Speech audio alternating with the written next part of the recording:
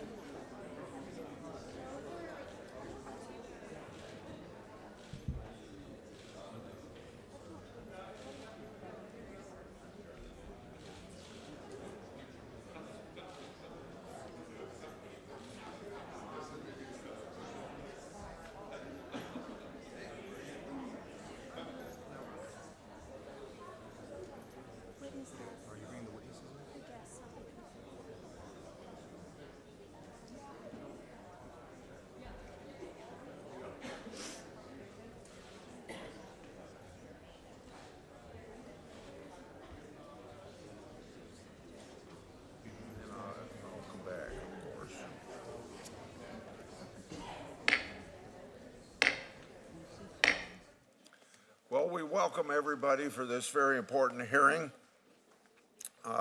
Obviously, you know it's on fentanyl and fentanyl-related substances.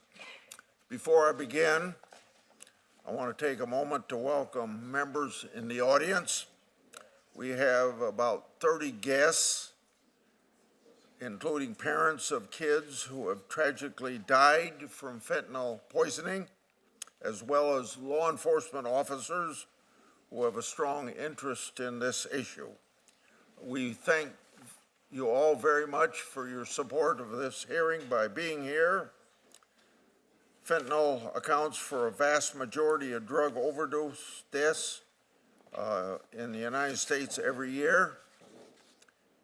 In the last full year for which we have data, that'd be 2 years ago, around 75,000 lives were lost to fentanyl alone, and that happens to work out to be about 200 people dying every day. We titled this hearing, quote, "The Poisoning of America," end of quote, because most Americans don't know that they're taking fentanyl. Many are children who think they're taking something else that turns out to be laced with fentanyl. There are countless families with tragic stories. One family in Iowa, the Arwine family, Lisbon, Iowa, is one of them. Lori Arwine sent us a letter that I'd like to introduce into the record, and I'll do that without objection.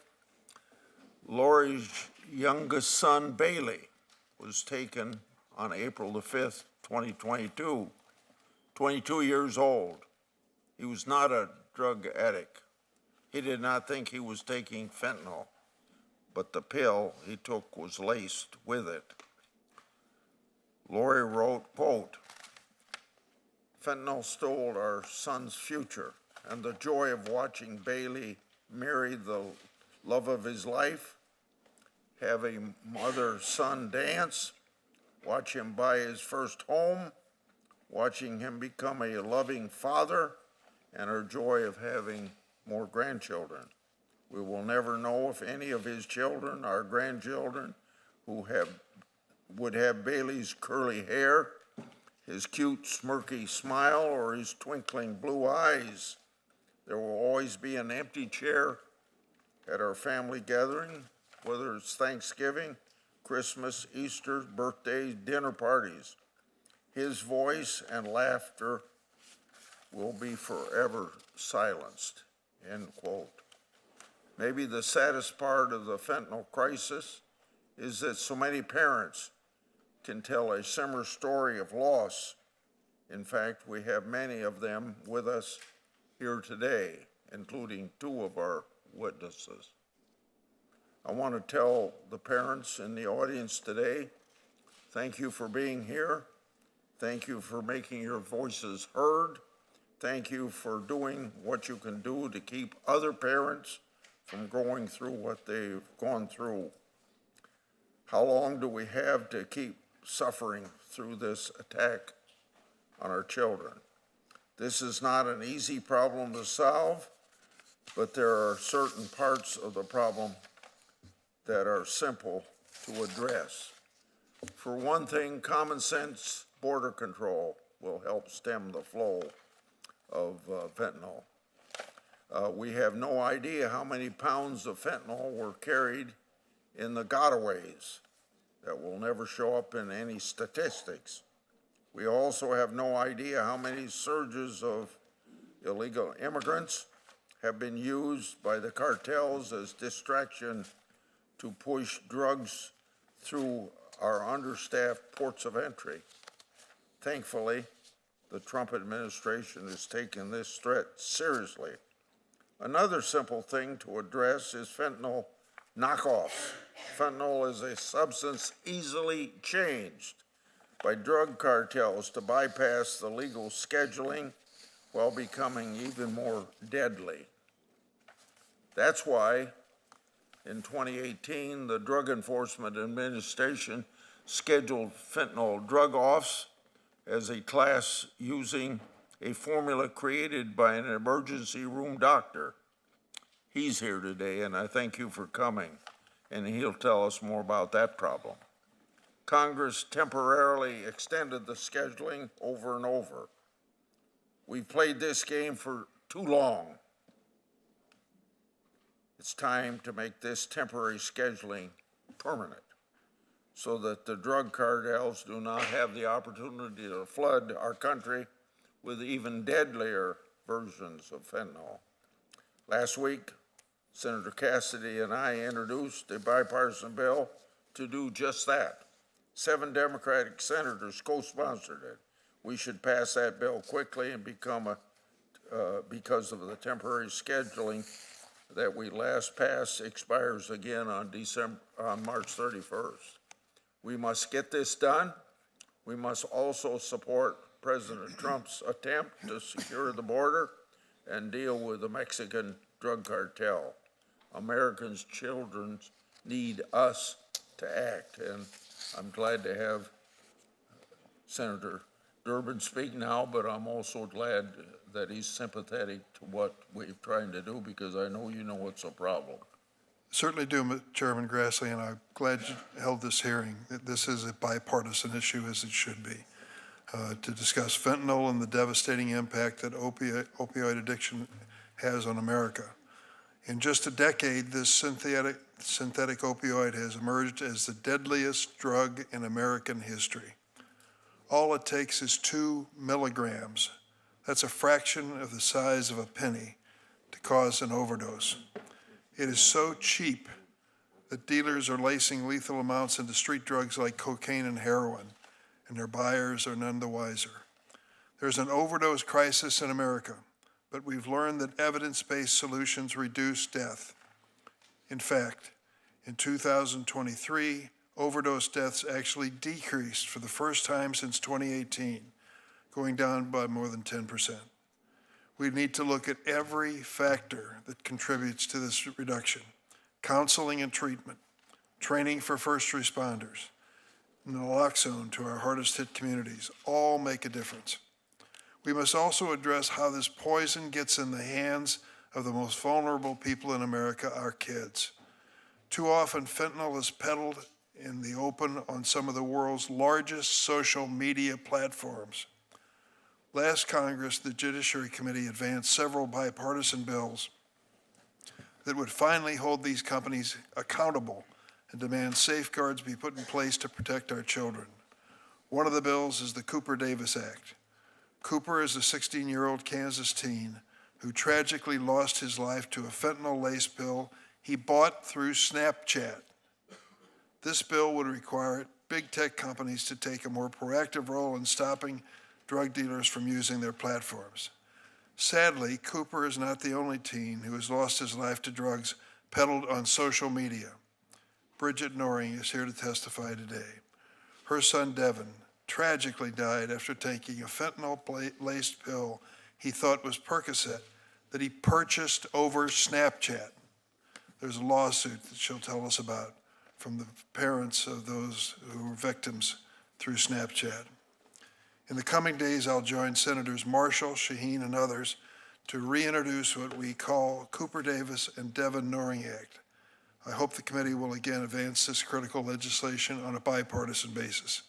And I hope that Congress will finally allow these companies to be sued by their victims' families so they can be held accountable in a court of law. Enough teens have died due to big tech's deliberate indifference. We must also acknowledge the role the U.S. has played in arming cartels to the teeth.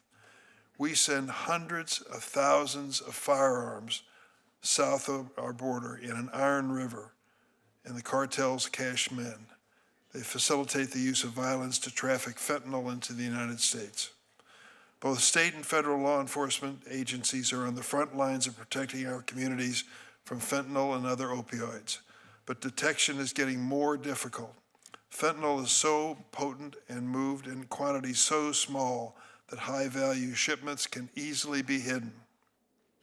As a result, law enforcement need access to technology and resources to quickly and efficiently detect these drugs. This includes expanding non-intrusive inspection capability, making life-saving naloxone widely available, and adequately funding state and local law enforcement. The funding freeze which we're talking about, if it's going to stop the efforts of law enforcement to combat fentanyl, is a bad idea. The same is true of the recent order diverting federal law enforcement agents, including from the DEA and ATF, away from combating fentanyl and firearms trafficked by cartels and working instead on a mass deportation effort. As a reminder, the vast majority of fentanyl and other legal drugs enter the U.S. and are smuggled by American citizens through legal ports of entry. I'm also gravely concerned about the negative impact of mass removals of senior career law enforcement at Department of Justice and FBI on it and our ability to hold traffickers accountable to cut off the supply of fentanyl. The recent actions we've seen distract us from the need to take a comprehensive, bipartisan approach to tackling this crisis, including investing in addiction prevention and treatment, enforcing and strengthening our gun laws, giving federal, state, and local law enforcement the resources they need to do their jobs effectively. Getting fentanyl off the streets is a Herculean task that will require all of us to come together and work across the aisle to make this country healthier and safer. Thank you, Mr. Chairman. Thank you. I'm going to introduce the majority witnesses, and Senator Durbin's going to introduce his witnesses. And then I wanted to announce that at approximately 7 or 8 minutes to 11, I'm going to leave the committee meeting to open the Senate, and Senator Cornyn will act as chairman while I'm gone.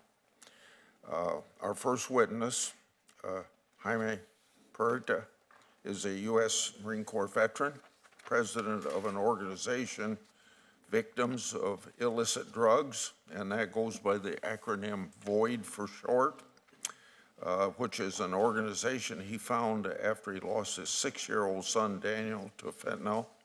VOID is a nonprofit dedicated to educating parents and children about the dangers of drug use on social media platforms. Mr. Perita, I think I speak for everyone on this committee when I say that we're deeply sorry for the loss of your son.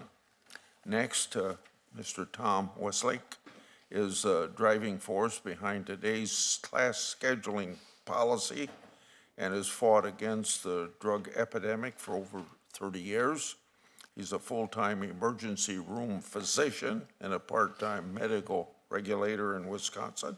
He also provides medical direction for a statewide peer-to-peer drug recovery program. In the past, Dr. Westlake has served as chairman of the Wisconsin Medical Examining Board and was formerly a member of Wisconsin's Controlled Substance Board. Finally, Sheriff Don Barnes, thank you, Sheriff, is sheriff coroner of Orange County, California.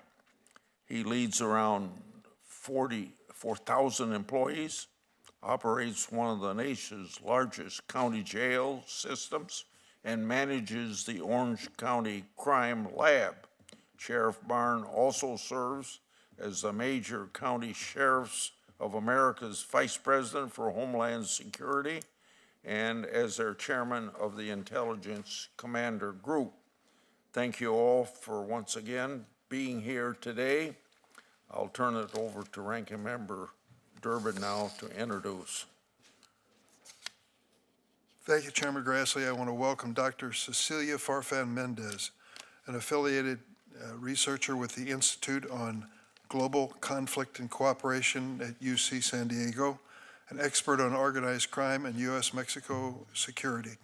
She co-founded the Mexico Violence Research Project, which provides information, analysis, research, and resources for understanding violence and organized crime in Mexico. I also welcome Bridget Noring, who is a survivor parent to her son Devin and the social media reform advocate. Ms. Noring founded the Devin Noring Foundation to raise awareness and educate children, parents, caregivers, and communities about the dangers of illicit drugs. She's a member of Parents for Safe Online Spaces, which advocates for online safety for kids. Mrs. Noring, I read your testimony, and the loss of your son was so graphic and so touching. Thank you for sharing. Mr. Puerta, I read yours as well. It's just heartbreaking as you describe those 5 days or 6 days in the hospital before you lost your son. Any of us who've lost a child know exactly what you went through. We'll never forget it. Thank you both for being, thank all the witnesses for being with us today.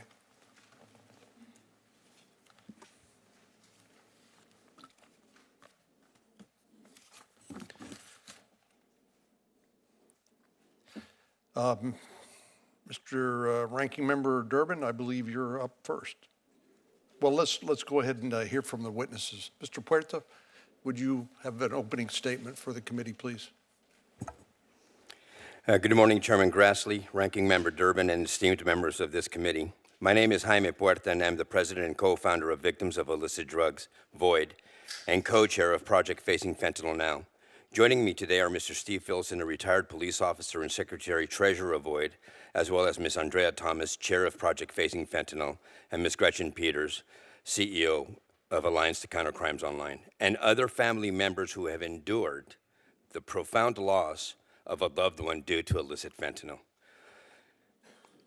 VOID, a California-based nonprofit organization, was established to educate, advocate, and raise public awareness about the devastating dangers of illicit fentanyl and other synthetic analogs.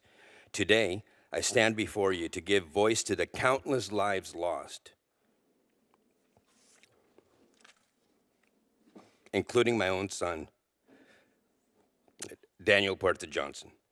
My son was not a habitual drug user by any sense of the word, nor had he been diagnosed with substance use disorder, but he was diagnosed with ADHD and depression. On April 1st, 2020, at the very beginning of the pandemic, I walked into my son's room and found him practically lifeless in his bed. In a state of shock and panic, I called 911 first, then his mother. Emergency services arrived at our home and immediately began CPR, and naloxone was administered.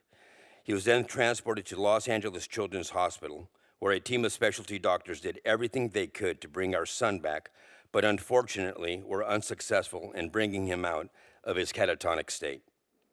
His health had become much worse from the day that he had been admitted, and all they could do was to keep him comfortable until his mother, Denise, and I made the agonizing decision to discontinue all life support efforts. On April 6, 2020, at 3:45 p.m.,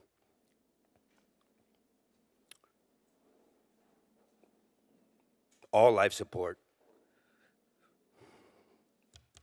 was discontinued. His mother, Denise, got into his hospital bed and laid next to him, gently stroking his beautiful head of dark brown hair, and I was holding his right hand when he drew his last breath at exactly 5:08 p.m. of that April 6th, when he quietly passed away.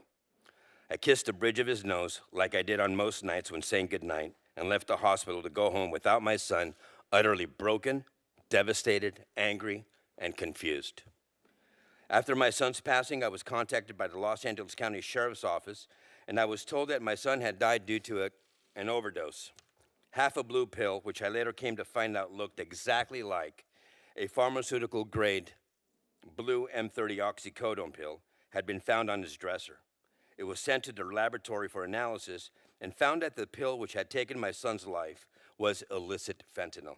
My son had consumed what he thought was a blue M30 oxycodone pill, but in fact had unknowingly, I repeat, unknowingly, ingested an illicitly manufactured counterfeit opioid made nothing more than filler, a binding agent, and illicit fentanyl.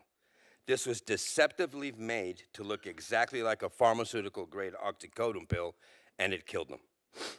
I have shared Daniel's story countless times, yet the problem worsens. Illicit fentanyl remains an insidious threat, so what can we do? Our organization believes that knowledge saves lives, but we also need legislative action. The Halt Fentanyl Act, currently under consideration, is a vital tool in this fight. Illicit fentanyl has no medical use and is highly addictive, warranting its classification as a Schedule I substance under the Controlled Substances Act. For too long, this legislation has stalled despite clear evidence of its necessity.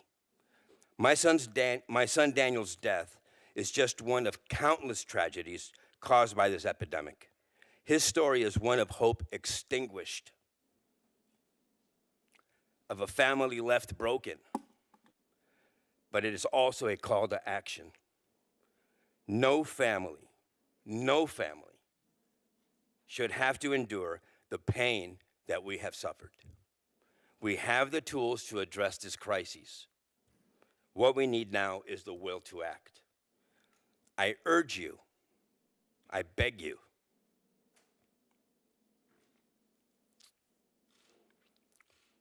to act decisively and combat this crisis. Thank you for inviting me and my fellow bereaved parents to this esteemed committee. Thank you. Thank you, Mr. Puerta. Ms. Noring? Thank you, Chairman Grassley, Ranking Member Durbin, and members of the committee. My name is Bridget Noring. I am a wife, mother, grandmother, advocate, and founder of the Devin J. Noring Foundation, a foundation I wish didn't even have to be in existence. Today marks another month that my son, Devin Joseph Noring, was taken from my family at the age of 19, well before he ever got the chance to really begin life. You see, Senators, that is how parents like myself now measure time. It goes by the weeks, months, or years it has been since our children lost their lives. Devin was your average teenager. He had a passion for football, skateboarding, BMXing, and music. He was smart as a whip when it came to anything mathematical. He was his siblings, Haley and Caden's biggest protector. He had plans to go to California this summer of 2020 to look into schools to continue his music education and become the musician he wanted to be. Unfortunately, he never made it. He had been suffering from blackout migraines and dental pain that he'd been under doctor's care for. And at the height of the pandemic, those appointments were canceled, and we believe Devin was desperate by any means necessary to treat the pain. The morning after Devin and an acquaintance went onto Snapchat and connected with a drug dealer, he was found unresponsive in his bedroom by his then 14-year-old brother, Caden. His bedroom should have been the safest place in the world. And as I held him one last time, I promised my son I would do something. We later learned that Devin was poisoned by fentanyl, a single pill with enough fentanyl to kill multiple people. I now also know that social media platforms are one of the primary sources which unsuspecting teens buy all types of drugs, with the majority of them containing fentanyl. Senators, this crisis has many facets, and each should be addressed with care, empathy, and courage. Education, supply and demand issues, a lack of accessible, affordable mental health and recovery programs, and holding drug dealers and traffickers accountable for the devastating loss of life are all important issues to address. But we must do more. It is critical that we address social media platforms that facilitate drug peddling to children, platforms which make these connections as a matter of design and then profit from them. We cannot say we are protecting our children until we face this fact and pass legislation to stop it. In the spring of 2021, myself and several families were invited to meet with executives from Snapchat. Today, that meeting is what drives my fuel for social media reform. Snapchat's executives claimed that they had no idea this was happening, even though Snapchat and other platforms have been used for drug sales for years, and this has been widely reported by the media. They blamed us as parents and told us that due to Section 230, we had no power to hold them accountable in court. Senators, if someone opened a brick and mortar store and sold these drugs to our children out of that store, we would be held accountable. We would be shut down so fast. So I ask, why do the same rules not apply to social media? Since losing Devin, my family has watched drug dealers continue operating on Snapchat, Instagram, Telegram, and while we got zero justice for Devin's death, I'm proud to say we aided in the indictments of individuals with ties to the Sinaloa cartel in Minneapolis. I believe there were 19 members of that indictment. I'm grateful to the Hastings Police Department, Dakota County Drug Task Force, and U.S. Attorney Andrew Lugar's work on this case. In speaking about Devin's story with middle and high school students, kids have shared the toll Snapchat takes on their mental health and how on average they are spending 26 plus hours a week on these platforms. That's why my family and so many others fight hard to support the Kids Online Safety Act. I thank Senators Blumenthal and Blackburn for spearheading this vital legislation on behalf of our children, because COSA is the crucial foundation for social media reform. I am blessed to work with my congressional representatives, Senator Amy Klobuchar and Representative Angie Craig. I want to thank Congresswoman Craig for introducing the Cooper-Davis and Devin Noring Act, and Senator Klobuchar for acting on her commitment and promise to help parents achieve accountability for big tech. Parents like me, Mr. Puerta, Amy Neville, Andrea Thomas, Steve Filson, and thousands of others cannot do this alone. We look to you to pass COSA and the Cooper Davis and Devin Noring Act. We need you to stand with us and enact these pieces of legislation so that our country's kids have a fighting chance and stop losing their lives. I thank you. I am honored to be here and look forward to your questions. Thank you, Ms. Noring. Dr. Westlake. Chairman Corman, Ranking Member Durbin, distinguished members of the committee, thank you for inviting me to testify and for your leadership. Before I talk science, I wanted to tell you the last time I used Narcan, it was just days ago. It was a quiet night shift in the emergency department, and I was mulling over my testimony for this very hearing when I had to rush out to a car that screeched into the ambulance bay. It was driven by the girlfriend of a patient who took what he thought was a Percocet. It was actually a lethal dose of fentanyl. He wasn't breathing and was about to go into cardiac arrest.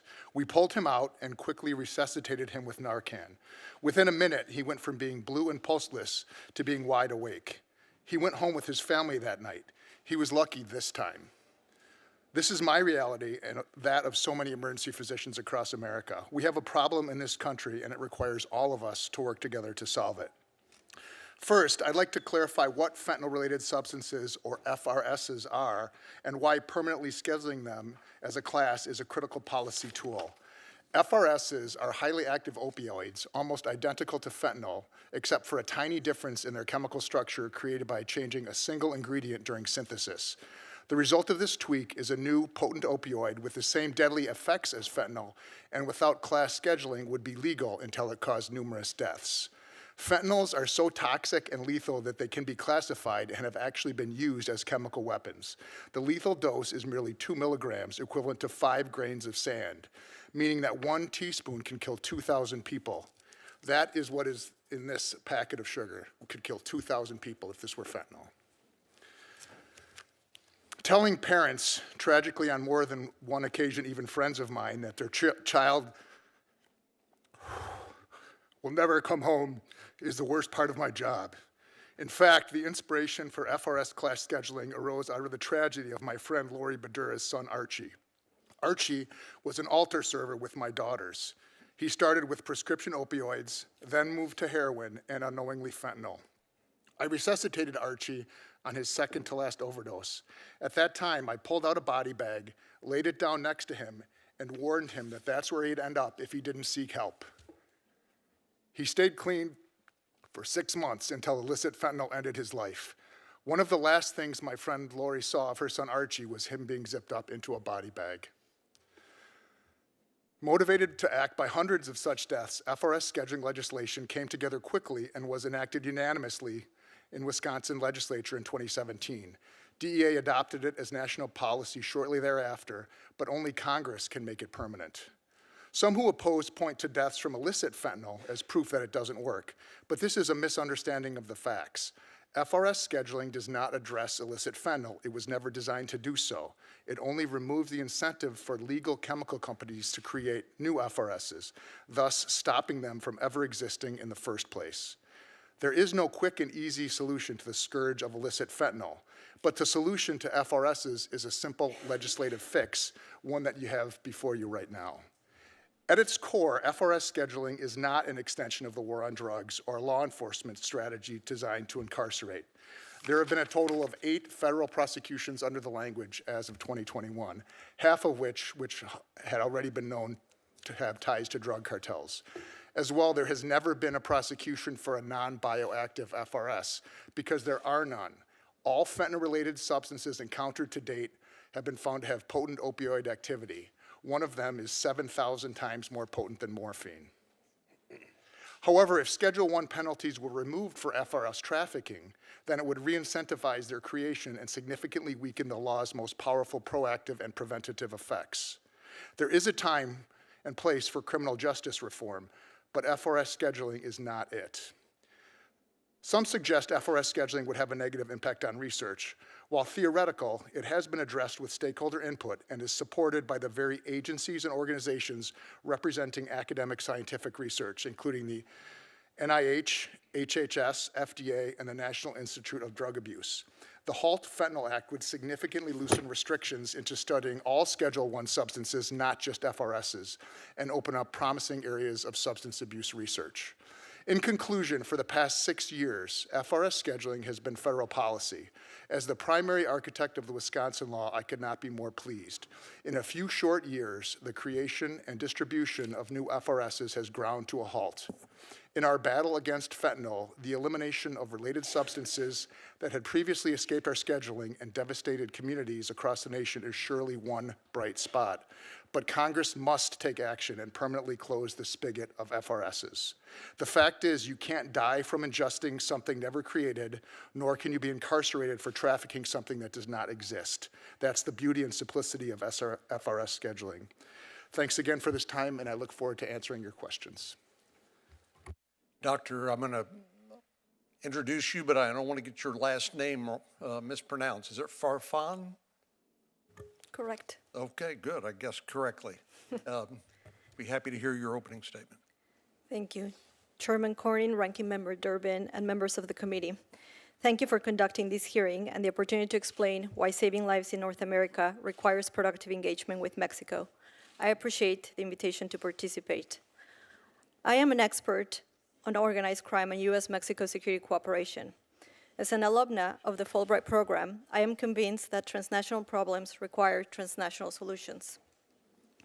To the families who testified today, I acknowledge your grief. There are no actions that can reverse the tragedies you have experienced. My testimony today does not seek to invalidate yours. On the contrary, it is precisely because I have witnessed and collaborated with families on both sides of the border that have lost loved ones to overdoses, homicides, and disappearances that I am here to offer what I believe is a more helpful and sustainable path forward. On January 22nd, Secretary Rubio stated that America's foreign policy must be justified by answering 3 simple questions. Does it make America safer? Does it make America stronger? Does it make America more prosperous? As a scholar who has dedicated her professional career to studying and working towards constructive U.S.-Mexico relations, it is my strong professional opinion that the United States can only be safer, stronger, and prosperous if its neighbors are afforded the same opportunity. Suffering on both sides of the border is inextricably linked. The U.S. is facing one of its worst public health crises due to the availability of illicitly manufactured fentanyl, and Mexico faces its own lethal epidemic with 70% of homicides perpetrated with a firearm. More than 40% of Americans know someone who has died from an opioid overdose. Equally important, homicide is the leading cause of death for men ages 25 to 44, and the second cause of death for women ages 15 to 24 in Mexico. Worryingly, the urgency to save lives is reviving the worst policy failures of the war on drugs. With thousands of lives at risk on both sides of the border, it is urgent that the U.S. and Mexico implement policies based on facts. Through their public sectors, civil society, and academia, both countries have developed robust evidence on how to acquire and maintain the health and safety of our communities. Fentanyl and firearms trafficking have changed dynamics in criminal markets, but these changes are not as simple as prevailing narratives of organized crime suggest. Even though places like Sinaloa, Mexico, have been portrayed as a Shangri-La for criminality, transnational drug trafficking in Mexico to the U.S. is not masterminded by 3 men hiding in the mountains. There is no special narco highway connecting the highlands of Sinaloa to the street of LA or Philadelphia, but actors in Mexico and the U.S. that take advantage of legal economies for the advancement of illicit activities. For example, the most recent data from the U.S. Sentencing Commission shows that for fiscal year 2023, 86.4% of people sentenced for fentanyl trafficking were U.S. citizens. Serious policy conversations on addressing mortality caused by synthetic drugs cannot be separate from firearms trafficking. Low production costs are often cited as a key reason suppliers moved away from heroin and into synthetic opioids like fentanyl. Overlooked in this conversation is that the same has happened with firearms and ammunition. The ease of acquiring firearms from the U.S. has lowered the cost of perpetrating violence for criminal groups in Mexico. Even though there are significant variations as to the frequency and ways criminal groups use violence, they all must issue credible threats on their ability to perpetrate this violence. Their businesses depend on it.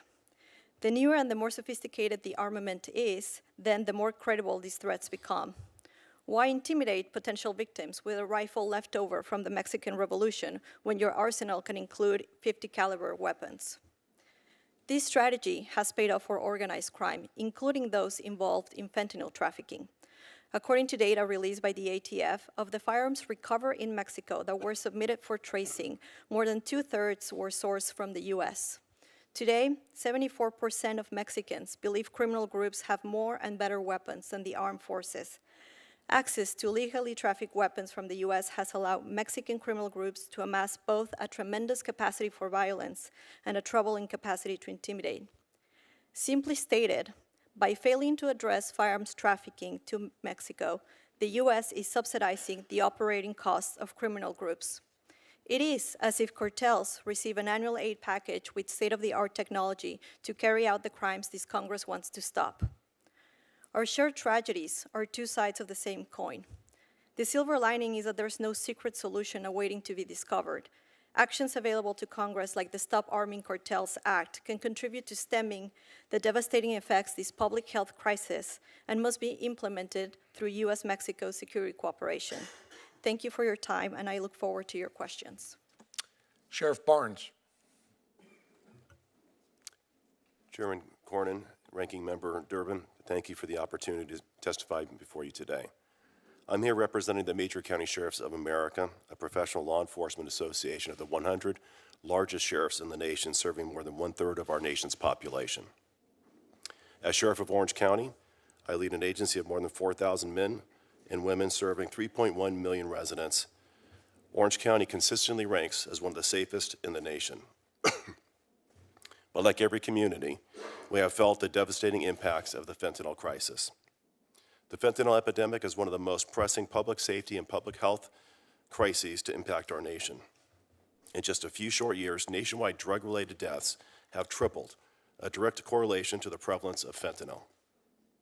While we saw a slight decrease in nationwide fatalities in 2023, the numbers remain alarmingly high, with annual deaths still approaching 100,000 annually. In California, we saw fentanyl deaths increase from 239 in 2016 to nearly 7,000 in 2023. Mexico-based cartels, taking advantage of the crisis at our border, have flooded our communities with deadly fentanyl. This is evident by the drug seizures made by my department's investigative teams. Over the past 4 years, these teams have seized a total of 1,551 pounds of fentanyl powder and over 3 million clandestine-produced fentanyl pills. What's even more alarming than the sheer volume is the dramatic increase in seizures during that same time period. Since 2021, my investigative teams seized 16,278 pills, whereas in 2024, that number skyrocketed to over 2 million, and that's just my agency alone. The fight against the fentanyl epidemic in California is incredibly challenging, given our close proximity to the border, national drug trends, and our state's permissive drug laws. Proposition 47, passed in 2014, largely decriminalized most drug and property crimes. Our attempts to seek action by the state legislature largely fell on deaf ears. When we first saw the signs of fentanyl in 2025, we proposed legislation that enhanced penalties for trafficking fentanyl, similar to trafficking cocaine and heroin. This bill failed year after year after year, while deaths continued to increase. Sadly, in some instances, our proposal was met with ridicule by those far too devoted to extreme anti-incarceration policies. We also faced complications due to California sanctuary laws, which limits our communication with our federal partners. Despite this grim picture, there is hope. In Orange County, we have seen fentanyl deaths fall from a high of 717 in 2021 to 613 in 2023, while the state continues to rise. This progress is a result of our ongoing multifaceted strategy that focuses on both supply and demand for illicit drugs. The strategy includes investing dollars in narcotics teams and resources, working with the U.S. Attorney to prosecute individuals who sell drugs that result in the death of another, creating a new innovative drug education program taught in our schools. Since 2016, deputies who carry naloxone have resulted in over 600 lives saved within our community. In our jails, we have created SUD step-down units and have a medication-assisted treatment program serving more than 1,300 people every day. Congress can help this progress by moving forward many of the initiatives authored and supported by members of this committee. First and foremost, we must permanently schedule fentanyl analogs as a Schedule I drug. The House is taking up the Halt Fentanyl Act this week. I want to thank Chairman Grassley and members of the committee for leading this effort in the Senate. HIDA funding increases would be a significant help. Funding for HIDA has remained static over the last 10 years. MCSA is grateful that members of this committee are prioritizing the reauthorization of HIDA. We look forward to working with you to advance legislation like the HIDA Enhancement Act, which would have reauthorized the HIDA program at $333 million annually. We need to protect law enforcement tools. MCSA strongly opposes legislation that would restrict or eliminate law enforcement's access to data necessary to investigate fentanyl trafficking organizations. We also advocate for providing law enforcement with lawful access to encrypted devices, which is crucial for identifying those responsible for distributing lethal fentanyl. Lastly, MCSA supports bipartisan legislation crucial for addressing SUD within the criminal justice system by focusing on continuous care, successful reintegration, and most importantly, sustained sobriety post-release from our jails. I'm honored to be here today, and I'm looking forward to answering your questions. Thank you, Sheriff. I'll start by a round of questions, and then we'll turn to Senator Durbin. Mr. Puerta, Ms. Noring, I think it's only appropriate that we should express our condolences for your loss.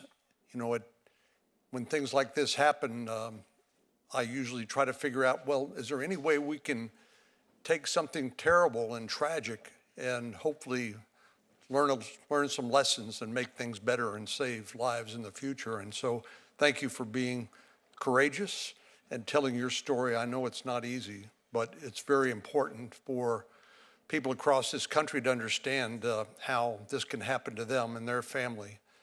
And having visited with a number of families in Texas, its various school districts, I've come to believe that this requires a layered approach, maybe starting at the kitchen table with awareness of our children to the threat, because none of them take these counterfeit drugs knowingly, at least knowing that it will take their lives, that it contains a contaminated fentanyl. But I do believe it's going to require all of us, from parents, families, to school districts and local law enforcement, state and federal law enforcement, and border security. Mr. Sheriff Barnes, it's my understanding that most of the chemicals that go into fentanyl basically have been traced back to China. Is that your understanding as well?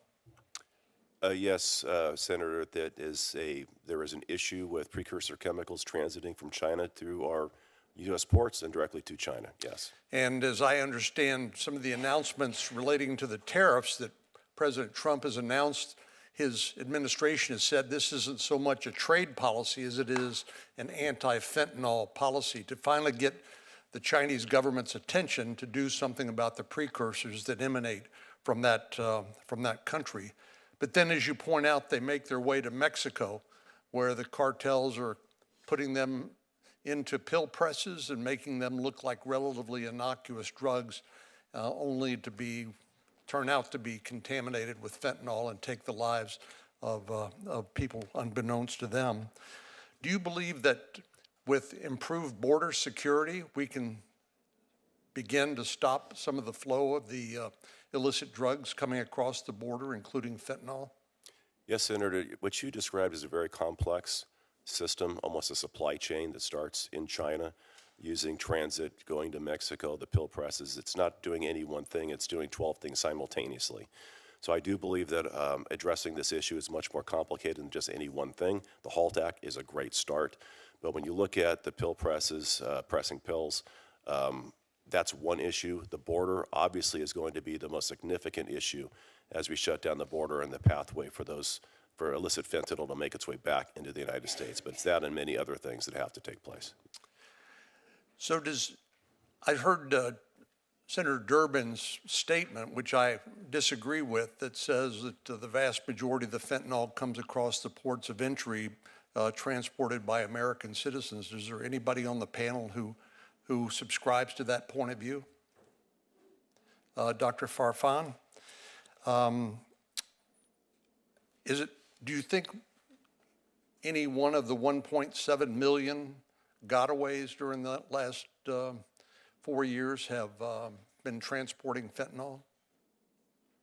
1.7 million of, Well, during the Biden administration, out of the millions of people that were welcomed into the country and released, there were 1.7 million that appeared on various sensors, cameras and things like that, that evaded law enforcement and made their way into the interior of the United States. Do you think any one of those 1.7 million individuals that were evading law enforcement were transporting fentanyl?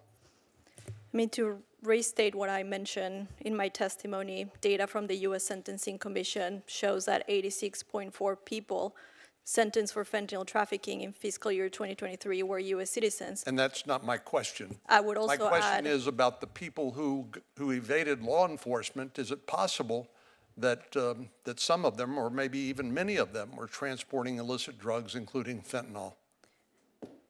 as someone who studies organized crime, that would be a really bad business decision. Drug traffickers deal with a lot of... It sounds to me like a very profitable decision on the part of the cartels to evade law enforcement and to be able to deliver your drugs, your load into the United States, only to make a lot of money from it. Why is that a bad business decision?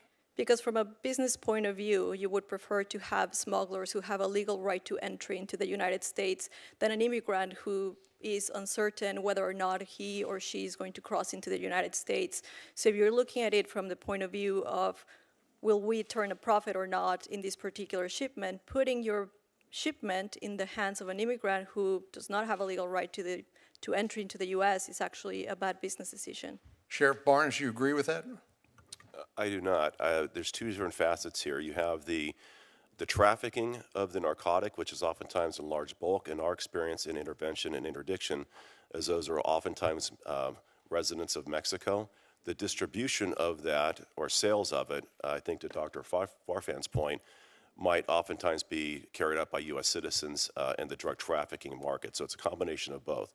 But the vast majority of the large quantities coming across, has been my experience, are being conducted by Mexican nationals. The distribution and sales inside the continental United States oftentimes has been carried out by U.S. citizens. Thank you. Senator Durbin. Thank you all for being here. How many of you, would this be your first time to see the Senate Judiciary Committee? Would you raise your hand? A few of our witnesses and others, the first time. This is an interesting committee. It represents the spectrum of politics in the United States Senate. We have the most Republicans and the most Democrats sitting on this committee. So you won't be surprised that many times we disagree. And that disagreement sometimes leads to good speeches, but very few laws. But there was an exception.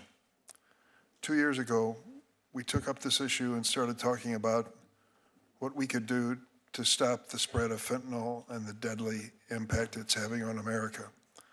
And we actually voted in this committee on a bipartisan basis unanimously for 5 measures that dealt with social media. Your point, Mrs. Noring, if Snapchat were a store on the corner selling fentanyl-laden Percocets, and it happened one time, and they could be sued, that would be the end of the story. But we learned through Section 230 that social media gets off the hook. Mrs. Noring, you're joining families, I understand, that are trying to hold them responsible for your son's death and other deaths as well.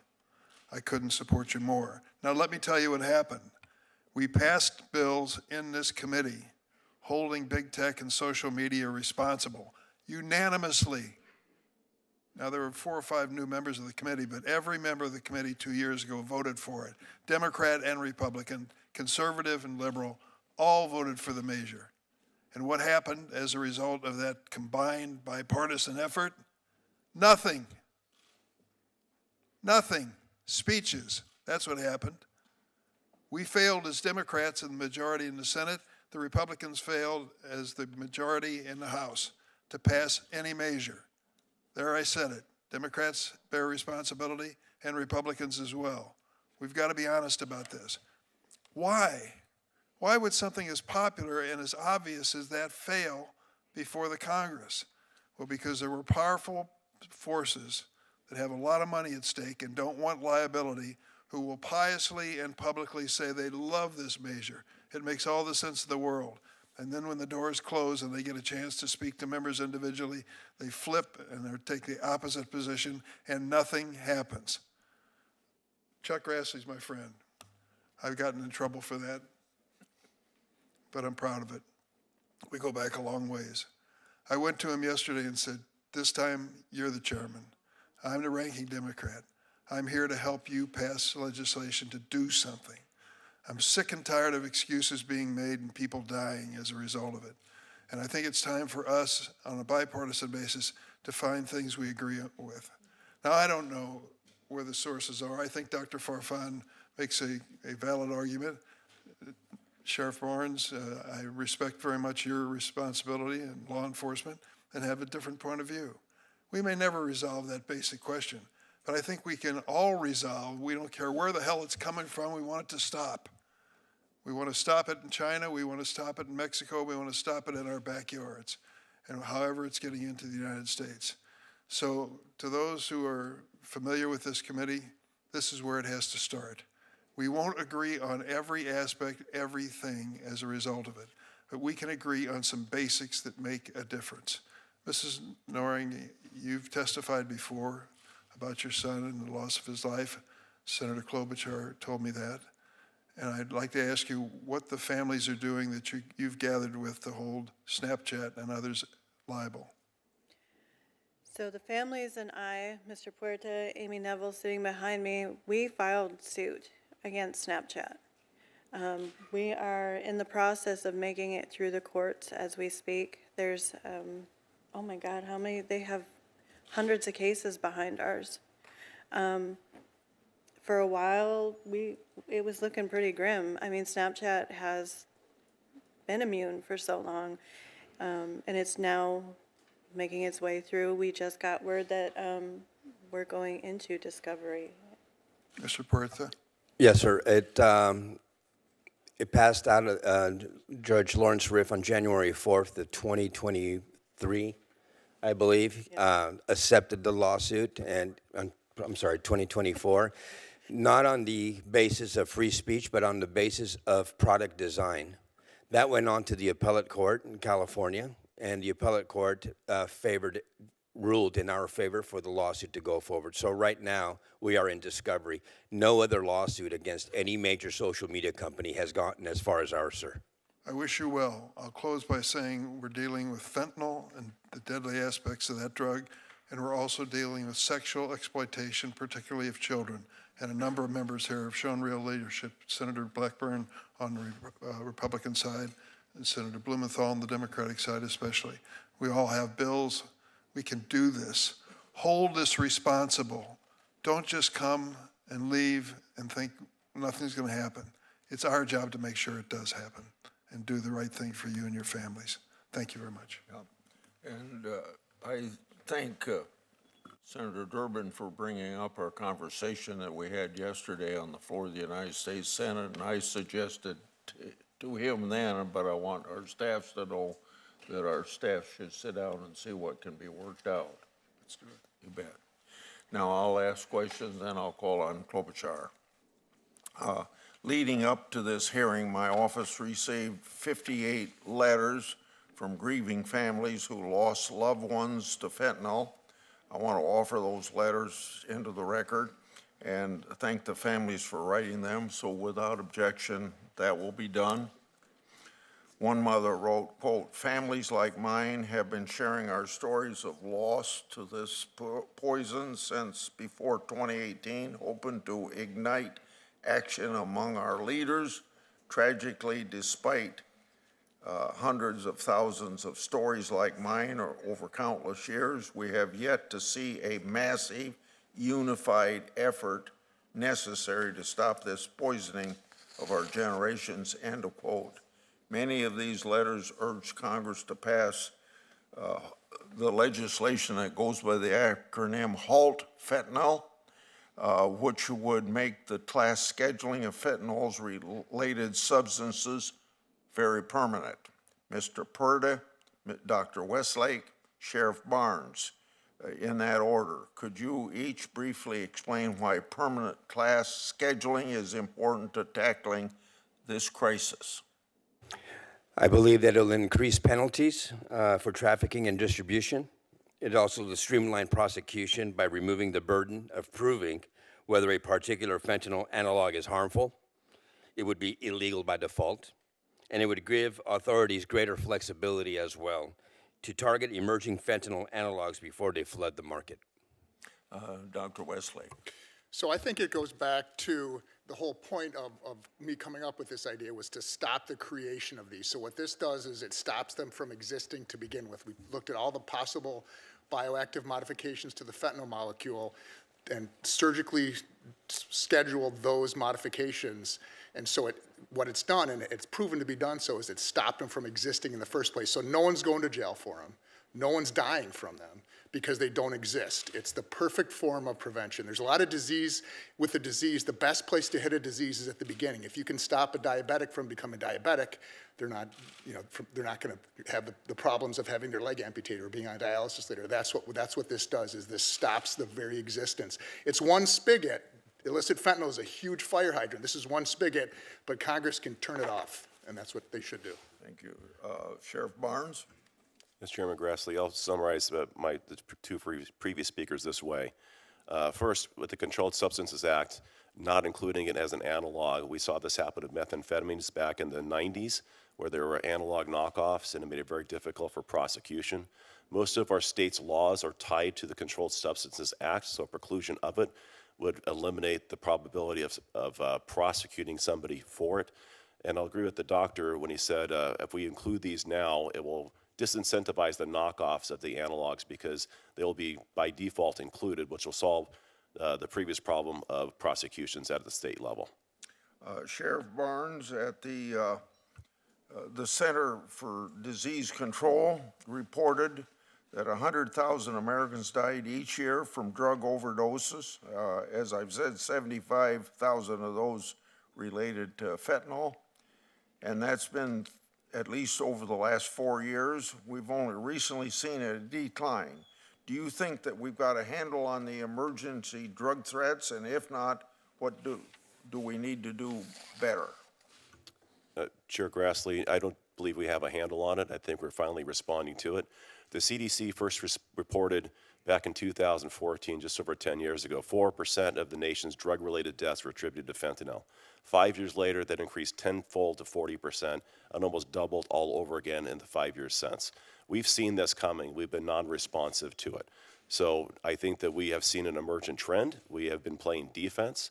As I shared earlier with my response to Senator Cornyn, I believe it's not doing any one thing. It's doing a dozen things simultaneously that's going to put us in a better position.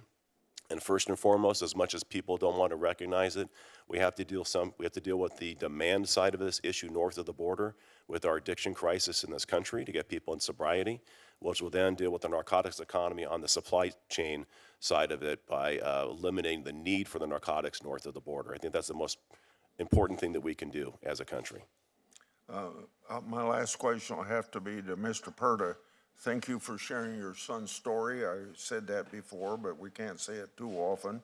Some folks have said that scheduling fentanyl-related substances as a class creates a system that over-criminalizes drug crimes. What's your response to that? I'm Hispanic American. I'm Colombian American. And I believe that a lot, if not the grand majority of the children who are dying today. The New England Journal of Medicine came out with a report in January of 2024, and it came to the conclusion that in 2020, we were losing 22 non-addicted children in the United States of America per week between the ages of 14 and 18 years of age, mostly driven by illicit fentanyl pills that were deceptively sold to them. Are we to stand back and not do anything because we're going to over-criminalize this? Every time I get up in the morning, I look in the mirror, I see a brown man but I see an American man as well. And I see that the injustice also, this crisis is decimating minorities as well. This does not discriminate on your age, it doesn't discriminate your race, it doesn't discriminate your religion, your socioeconomic status, it doesn't discriminate. It's taking everyone by storm. And we as a nation have to come together and we have to do something to stop this. In 2020 with COVID-19, we all knew that we had to stand 6 feet away from each other, that we had to wash our hands and we had to wear a mask over our faces.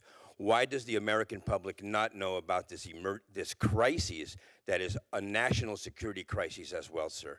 We have a lot to do, but I'm telling you right now, this is taking everyone by storm and something has to be done. Thank you, Mr. Chairman. Ms. Noring, I think everyone was touched by your story and your bravery for coming forward. I've been honored to get to know you, and I want to thank you for everything that you've done. As you said, all the hopes and dreams we as parents had for Devin were erased in the blink of an eye, and no mom should have to bury their kid.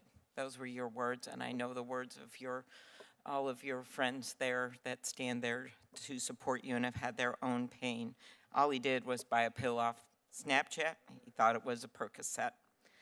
You were there for that testimony with the tech executives, and there's a bunch of us here that have had some, battle wounds going after them when we just want to put some sensible rules in place or get rid of this legal protections that they have that other companies do not have, as you so well pointed out, but no wounds compared to what you have. You heard their testimony back then in January 2024. Do you think the social media companies are doing enough to stop the sale of drugs to kids online? I do not think that they are doing enough. In fact, it's still continuing. I was introduced to 2 new families just last week from Minnesota, both with ties to fentanyl, with their children passing. So no, they're not doing enough. They could be doing more. I was just informed that Evan Spiegel is in support of the Cooper Davis and Devin Noring Act, and I must ask then, if you are in such support of it, all these companies are in support of the Kids Online Safety Act, why aren't they implementing those features and doing the job now? Why do we have to come before Congress and have you make them do that? Good point. Thank you. Mr. Puerta, do you think we should get rid of or reform Section 230 in some way, just to make this very clear? Absolutely, Senator Klobuchar. In 1996, as we all know, this legislative body came up with the Section 230C of the Communications Decency Act, and what it was meant to do was to protect free speech. But what's happening right now is cannot be free speech when you have a drug dealer selling illicit fentanyl to unsuspecting children. That's not free speech. Or a grown man sending unwarranted pictures to young ladies. Sexual exploitation, this is not free speech. This is criminal behavior. And like Ms. Noring said, if it's a criminal act in the real world, then it should be as well in the social media world. So you're looking for that reform, which also I appreciate you bringing up. Senator Cruz and I have this Take It Down Act. There's a number of other bills involving pornography as well. Sheriff Barnes, do you agree that we should, thank you for your testimony and being here, funding as we look into this next year, funding for law enforcement, do you think that that is important to take on this fentanyl crisis as well as the HIDA program that helps your deputies get fentanyl off the streets? Senator, yes, thank you for that question. The HIDA funding has been stagnant, stale for the last 10 years, it hasn't grown. If you look at the time value of money, it's about 1/3 reduction over the last 10 years, and our costs have gone up, so it's about 50 cents on the dollar. It's not a fully funded program. My HIDA program is funded at about 1/6 of the costs that we put into it, and mostly it's subsidized through my investment of stabilizing that, as other municipal agencies have withdrawn personnel. So yes, I think at the nation's worst time in history, we have to reinvest those monies. We have to look at the use of those monies, and I think we have to look at what I call a super HIDA.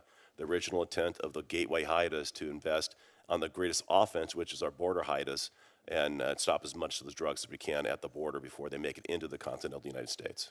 Thank you. Dr. Westlake, why does class-wide scheduling reduce the incentives for drug cartels to create new fentanyl variants? So the incentives were there before because when they initially created these under the normal Controlled Substances Act, they were legal, so that you could modify it. Instead of putting an ethyl group in, you could put a methyl group in. It's a legal substance. I was on the Controlled Substance Board in Wisconsin in 2015. We had 9 different fentanyl variants, fentanyl-related substances that were killing people. We could schedule them immediately, and then they were illegal. And when you schedule them and make them illegal, there's no incentive for them to be created anymore. And there's a cookbook of changes that you can do, easily look up the research to find what different chemicals to use. So it literally just stops the incentive. It doesn't stop illicit fentanyl incentive, but it closes the spigot of fentanyl-related substances. Thank you. One last point, Ms. Noring, and we'll talk more in this committee. I'm so pleased that Senator Grassley and Durbin will lead this together on some of the social media issues. They go way beyond the ones we've talked about now.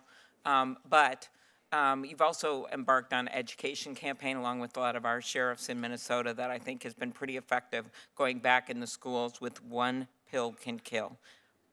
10 seconds on that, and I'm out of time. We have to do it because nobody else is doing it. It falls back on us. If we sit by and say nothing, children continue to die. So we feel it's our obligation to get out there, educate our community and the children, because as Ranking Chip mentioned, the conversation really begins at home. It really has to begin at home. Okay, thank you. Thank you. Senator Lee. Thank you, Mr. Chairman. Thanks to all of you for being here and sharing your insights today. The fentanyl crisis has infiltrated our homes, our schools, our communities, our workplaces, taking lives and destroying lives at an unprecedented rate.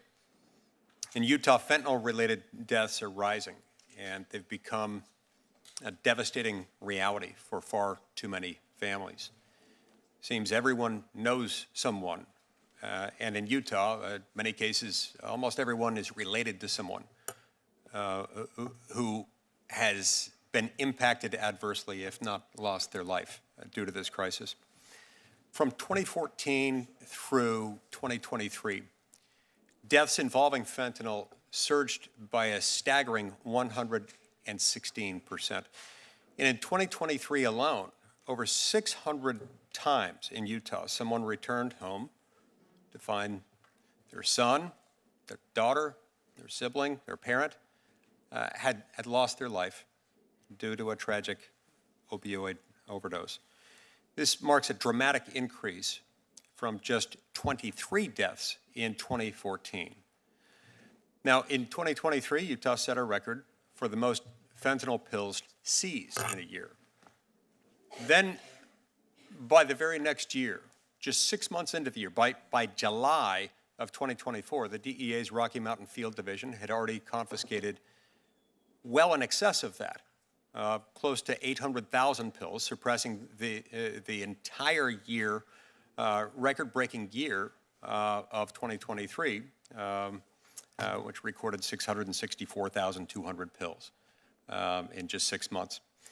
The sharp increase in fentanyl-related deaths has significantly outpaced the decline that we've seen in deaths from prescription opioids. So we took all these steps as the crisis emerged as significant, roughly a decade or so. And then all of a sudden, we've seen the number of deaths from the non-prescription related drugs exceeding those. The number of fentanyl-related deaths more than doubled between 2019 and 2020 alone, and that trend has only gotten worse since then. The victims of this deadly scourge include our loved ones, our neighbors, our friends. Mr. Puerta and Ms. Noring, thank you for being with us today in particular and for sharing your testimonies. And deeply sorry for your loss. No parent should ever have to face that heartbreak, and heartbroken for you that you have. President Trump has prioritized securing our borders and prosecuting violent gang members, traffic fentanyl into our country and throughout our communities. And in Congress, I hope we can stand with him in his effort to make America safe again. Sheriff Barnes, I'd like to start with you. From October 2023 to October 2024, officials seized roughly 22,000 pounds of fentanyl at U.S. ports. U.S. ports of entry, equaling nearly 1.1 million doses. Now, according to the DEA, ingesting just 2 milligrams of fentanyl can be fatal. Federal officials estimate that at most 10% of fentanyl crossing from Mexico is actually caught. Do you believe the Biden administration's open border policies contributed to that rapid increase of fentanyl entering the United States illegally? And if so, what can be done to reverse that now? Senator, unequivocally, the crisis at the border that allowed the drug trafficking organizations, the cartels, opened a gateway, and they exposed our weaknesses and used it against us. So yes, the open border policy undoubtedly resulted in harms to this country through the trafficking of not just fentanyl, but human trafficking and other things that put us at risk. Not to mention the 1.4 million gotaways that we have no idea who they are. There's so much greater risk beyond fentanyl that were created as a result of the open border policies. I appreciate what you've done in Orange County. It's sparked the creation of all kinds of memes that are in fact flattering of your county and the efforts that you have undertaken there. Memes suggesting, for example, that when people cross into your county, they're sometimes shocked to learn at the extent to which you're willing to enforce the law. And yet, California law in some meaningful ways has impeded your ability to enforce the law and make Californians safer. What can you tell us about that and how sanctuary jurisdictions are adversely affecting your work? Well, first, as far as laws, in 2014, we had Prop 47 passed. We had Prop 36 passed, which reversed a lot of the Prop 47 impacts. We're already seeing incarceration rates go up, which is on repeated crime. So we're seeing some positive results there with accountability being restored back into California. Regarding the issues, your second question was specific to immigration Sanctuary policy. jurisdictions in California law. Whether I can speak for myself. I cooperate with our federal partners to the extent allowable by law. I believe those are creating harms by restricting our ability to communicate. I have to release people back into our communities that reoffend to come right back. I do not believe they should be allowed to do that. I would support changing that, challenge that law, and give us the ability to cooperate with our federal partners. Senator Blumenthal. Thank you. Thank you, Mr. Chairman, and I want to thank you for having this hearing and the ranking member as well. This cause should unite us across the aisle, and I think today's hearing reflects that kind of bipartisan support for stronger measures to stop social media from spreading and selling and distributing fentanyl and other toxic chemicals. And I've been pleased to work across the aisle with Senator Blackburn on the Kids Online Safety Bill, which would dramatically and significantly reduce the threat of these drugs, and we're going to be reintroducing that bill, I hope, again, with the kind of support that was reflected in the 91-3 vote in the United States Senate supporting that bill. Been pleased to work with Senator Cruz and Senator Graham on measures that would reduce that threat of social media, and others on the committee, the ranking member and yourself. I want to raise an issue first that I think is tremendously relevant to this topic because it indicates a diminution, an undercutting of law enforcement, which is the mass purges that are taking place among the ranks of our FBI. There's no denying that FBI agents have been fired, have been suspended, and otherwise disciplined for assignments that they took on orders in connection with certain criminal investigations. Those massive purges are directly contrary to the assurances we were given by Kash Patel. He said to us, when I asked him directly, pointedly, all FBI employees will be protected against political retribution. This retribution undermines enforcement by the FBI of drug cases and terrorism and other criminal cases. I asked, Mr. Chairman, that we call back Kash Patel to explain how he could deny that there would be political retribution when the next day, in fact, these massive purges began. Likewise, Mr. Chairman, I'm asking questions about the reassignment, apparently, of AUSAs, Assistant U.S. Attorneys, from drug cases to immigration cases. We need them on the front lines prosecuting drug cases. We need FBI agents on the front lines. We can all agree, I think, on a bipartisan basis, that assistant U.S. attorneys and other federal prosecutors ought to be at the tip of the spear, and that this reassignment poses a threat to law enforcement of exactly the prohibitions and the dangers that bring us here today. And I hope that we can unite around that cause, bring back Kash Patel for a second hearing, and jointly do our oversight, which we are mandated to do on this topic. I want to thank our witnesses. Mr. Puerta, Ms. Noring, you have suffered losses that are unspeakable. And all of you who are so deeply engaged, hands-on, the story about the body bag, Mr. Westlake, I think I will always remember. I would like to ask Mr. Noring and Mr. Puerta about the Kids Online Safety Bill and whether you believe that our leadership here in the Senate and most important in the House, which was responsible for stopping it after the 91-3 vote here in the Senate, should support this legislation, the Kids Online Safety Act, which had such strong bipartisan backing here in the United States Senate. Will it make a difference? Do you think the House leadership ought to support it? Thank you for that question, Senator Blumenthal. I firmly believe that the House should support it. 91-3 coming out of this Senate body is something that is so unheard of. And it happened on my birthday last year. It was the first time in years I'd ever felt some sort of peace. I finally felt hopeful that something was going to be done to protect our children. And to see it fail in the House, not even get out of the committee, it's absurd because it's putting more children at harm, not just from fentanyl, but all the other harms that are out there. So I thank you for your continued support on this bill.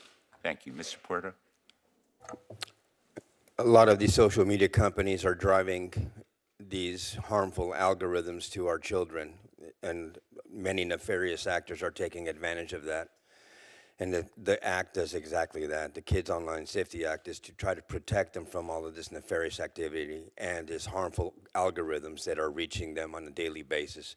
So yes, I absolutely back that bill and back you in anything that we can do to try to get it over the finish line. Thank you. Before I call on Senator Cruz, when Cruz is done, I'm going to leave for another meeting. Senator Britt is going to take over, so if you come over here and sit now, I'd appreciate it. Senator Cruz. Thank you, Mr. Chairman, soon to be Madam Chairman. Thank you for hosting this very important debate and this very important hearing. The American people in November issued a clear and unequivocal mandate. The open borders we've had for the last 4 years must be closed. We can no longer allow criminals and cartels and gang members and deadly drugs to stream across our border. And President Trump has been working every day since he was sworn in to keep his promise to secure the border. He declared a national emergency on the southern border. He reinstated the Remain in Mexico policy. And just yesterday, President Trump negotiated that Mexico will station 10,000 troops at the southern border to help stop the flow of fentanyl into the United States.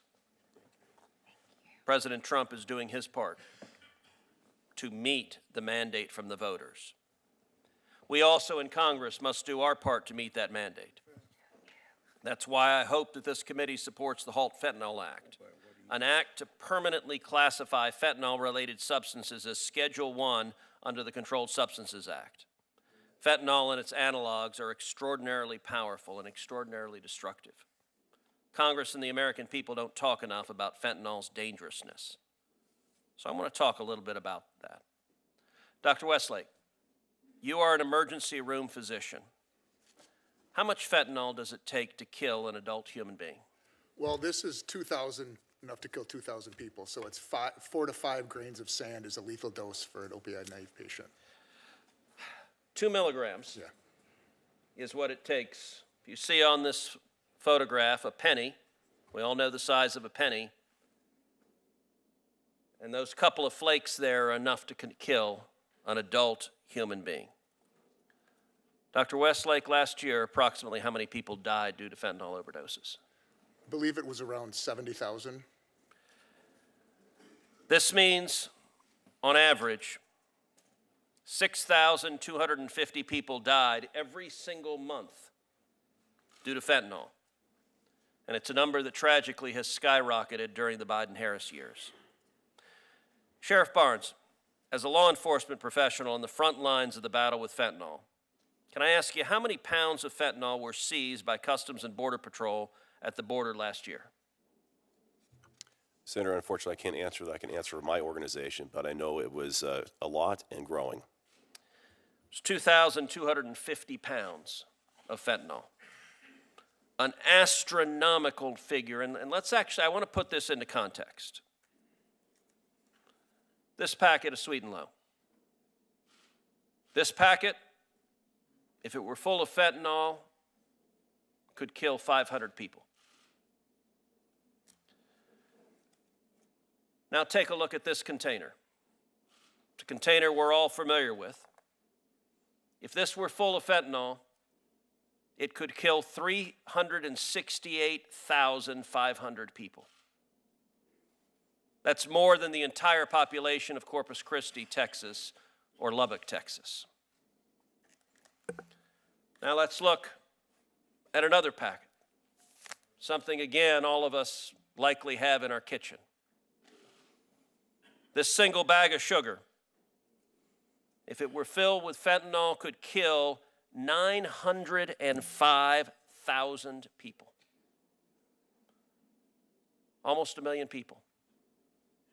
This single bag could take out the entire population of Austin, Texas, the capital of my home state. Now imagine 562 of these bags.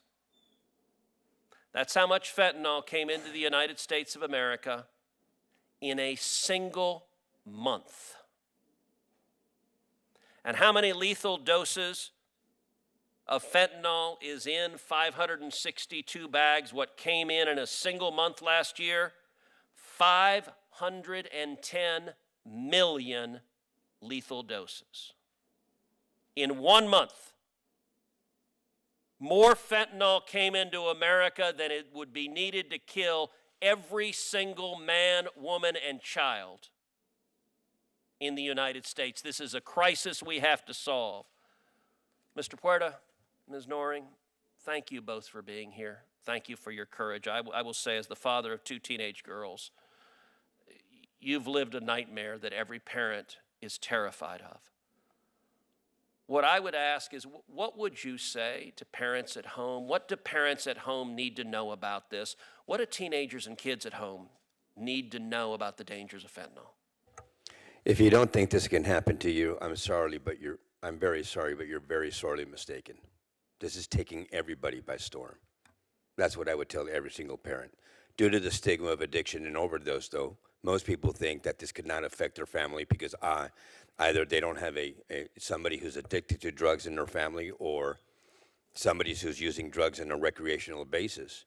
But children make mistakes. I do not condone my son Daniel wanting to self-medicate during the height of the pandemic for his whatever was happening in his head. I do not condone it. He made a mistake, and the price that he paid was his life. Children are supposed to make mistakes but not die from them, period. And that's what's happening every single day, 22 times a week in the United States of America. We have to stop this. Amen. Ms. Noring? I echo the same thing. You know, that whole saying, not my kid, take that out of your vocabulary, because it could very well be your kid.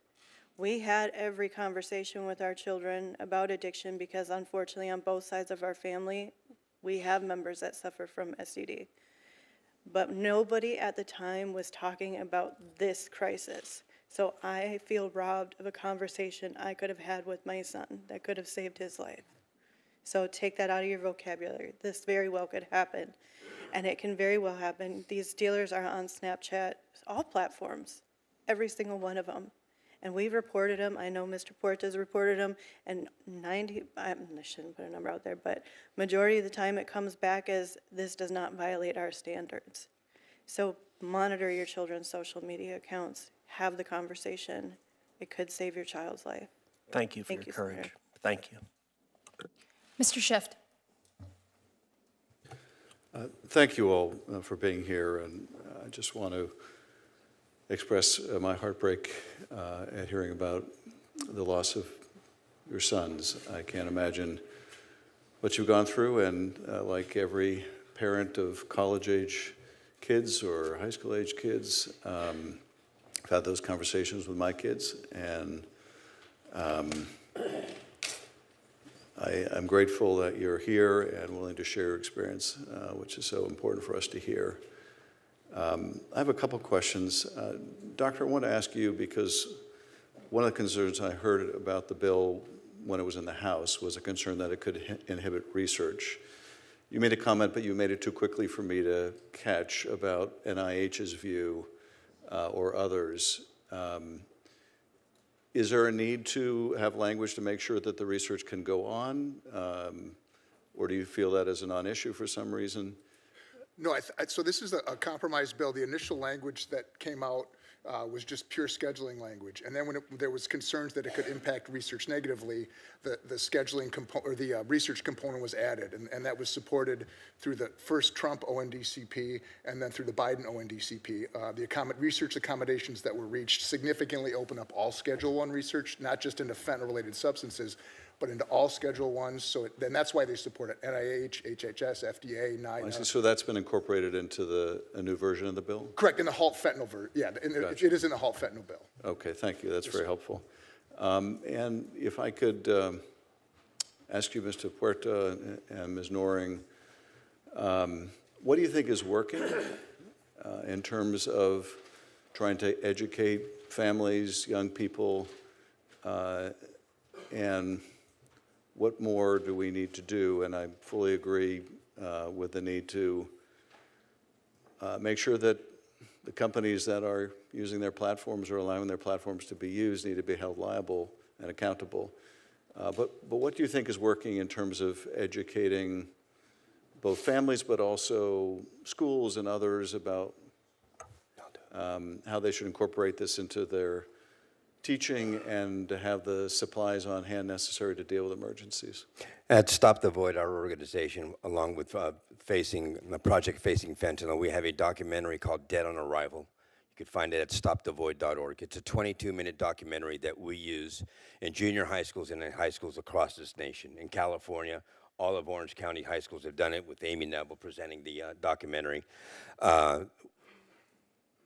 I think the education and awareness is key in abating these senseless drug deaths, because these kids just don't know. They don't know what they're ingesting. They're dying because they've been deceptively sold a counterfeit pill that they think is a pharmaceutical-grade oxycodone, for example, and it turns out that it's a fake pill and they end up dying. First-time use. Education and awareness is working, but we're just a small organization. We need to do this nationwide. Mr. Steve Hilson says it all the time. With COVID-19, we all knew that we had to wash our hands and have a mask over our faces. Why on the national or on the federal level, why have we not had a PSA campaign of sorts of warning all parents and children of the impending danger of illicit, or should I say recreational drug use? I think that's very key, because again, due to the stigma of addiction and overdose, most kids and most parents don't understand the problem of what it is. I also feel that interdiction is helping a lot, as well as naloxone. So the three-pronged approach: education and awareness, interdiction, and naloxone.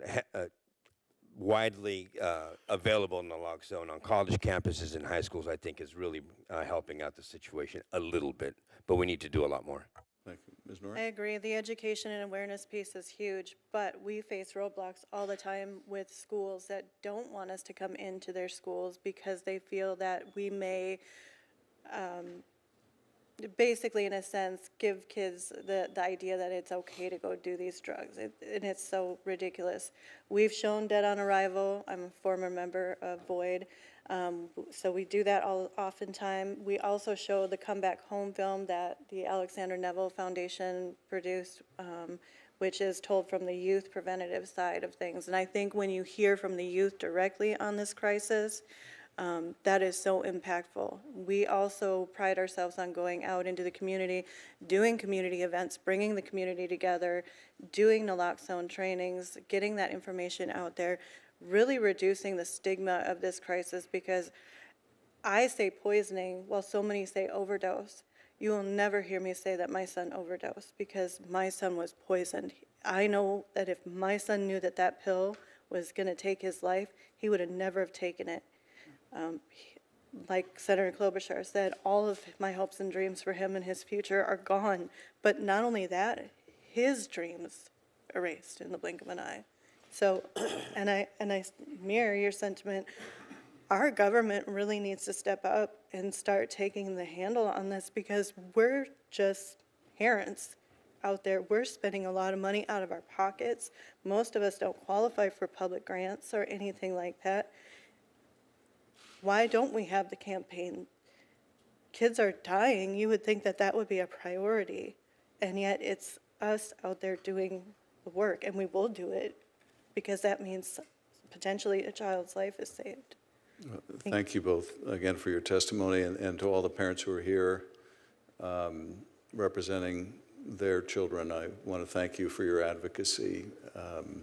Really important for us to see you and to hear you, and thank you for your testimony.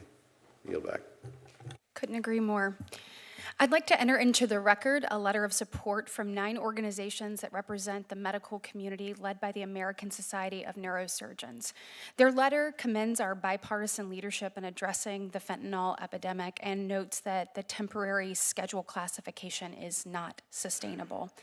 They note that, quote, continually revisiting its classification creates confusion about the dangers of these substances and hampers efforts to address the crisis comprehensively, end quote. I ask unanimous consent that the entirety of their letter be entered into the record. Thank you. Thank you. Senator Hawley. Thank you, Madam Chair. Thanks to all of the witnesses for being here. Ms. Nori, Mr. Puerta, I want to particularly thank you and thank other parents who I think are in the room today. You've highlighted the true crisis that we're facing. You know, my home state of Missouri in 2022 alone, child fatalities from fentanyl doubled just in 2022. Deaths for children under the age of 5 increased by more than 500% in my state, and fentanyl is our leading cause of death now in the state of Missouri.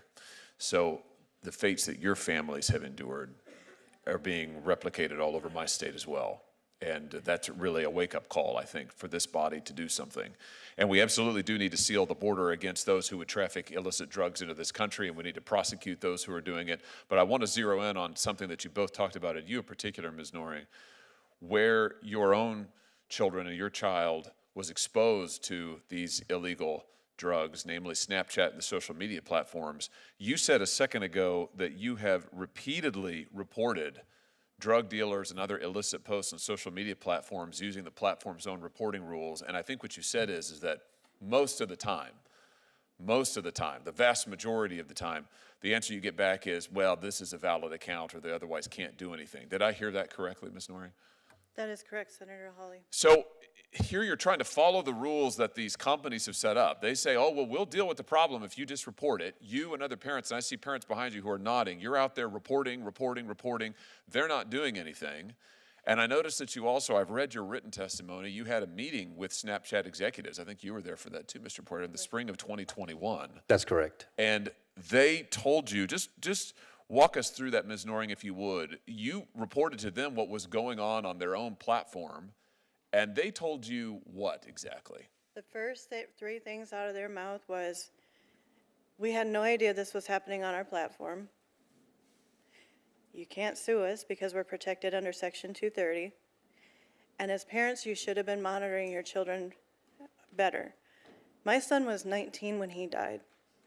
Number 1, how do you monitor an adult?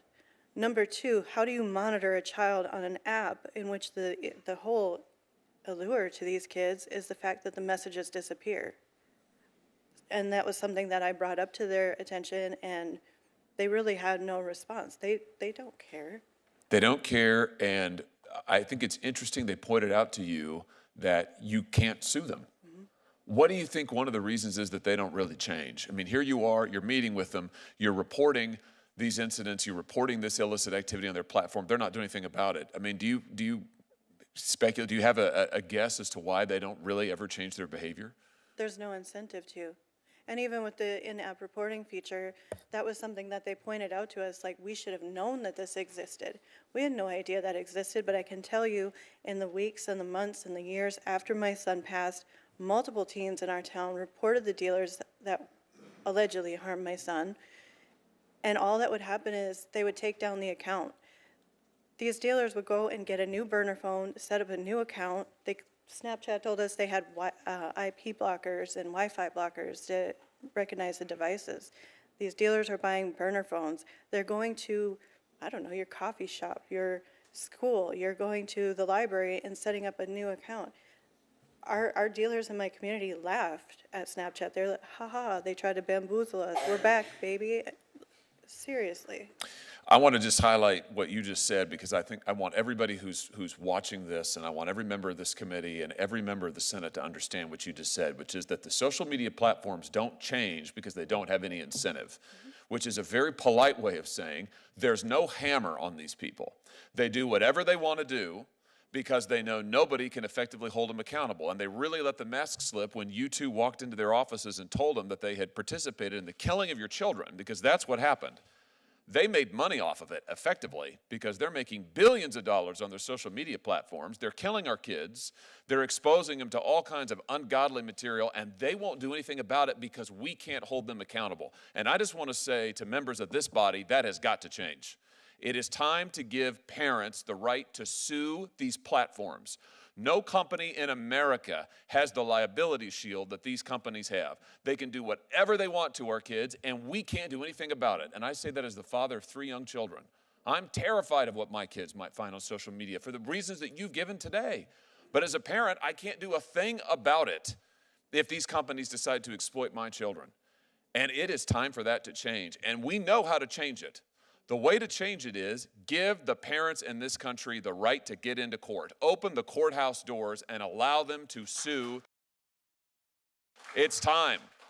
And until this body takes that action, I just have to say almost nothing else we do is really serious. You can try to fine them, they don't care. You can change the rules on reporting, they'll evade it. You can slap them on the wrist, they won't do anything. Until plaintiffs can get into court, nothing will change. And so I will introduce legislation, this Congress, to allow parents, to allow you to go to court and sue these companies. And I call on every member of this committee and every member of this body to support this effort to get justice for your children.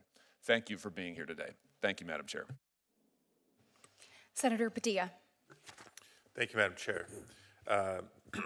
Colleagues, I so much appreciate the opportunity to focus on this crisis today with one caveat. I think it's a little disappointing to continue to stick to an inaccurate narrative that the fentanyl crisis in America is primarily an immigration problem. The fentanyl crisis in America is a health crisis. It is a public safety crisis. And as we've heard from testimonials today, it's a life and death crisis.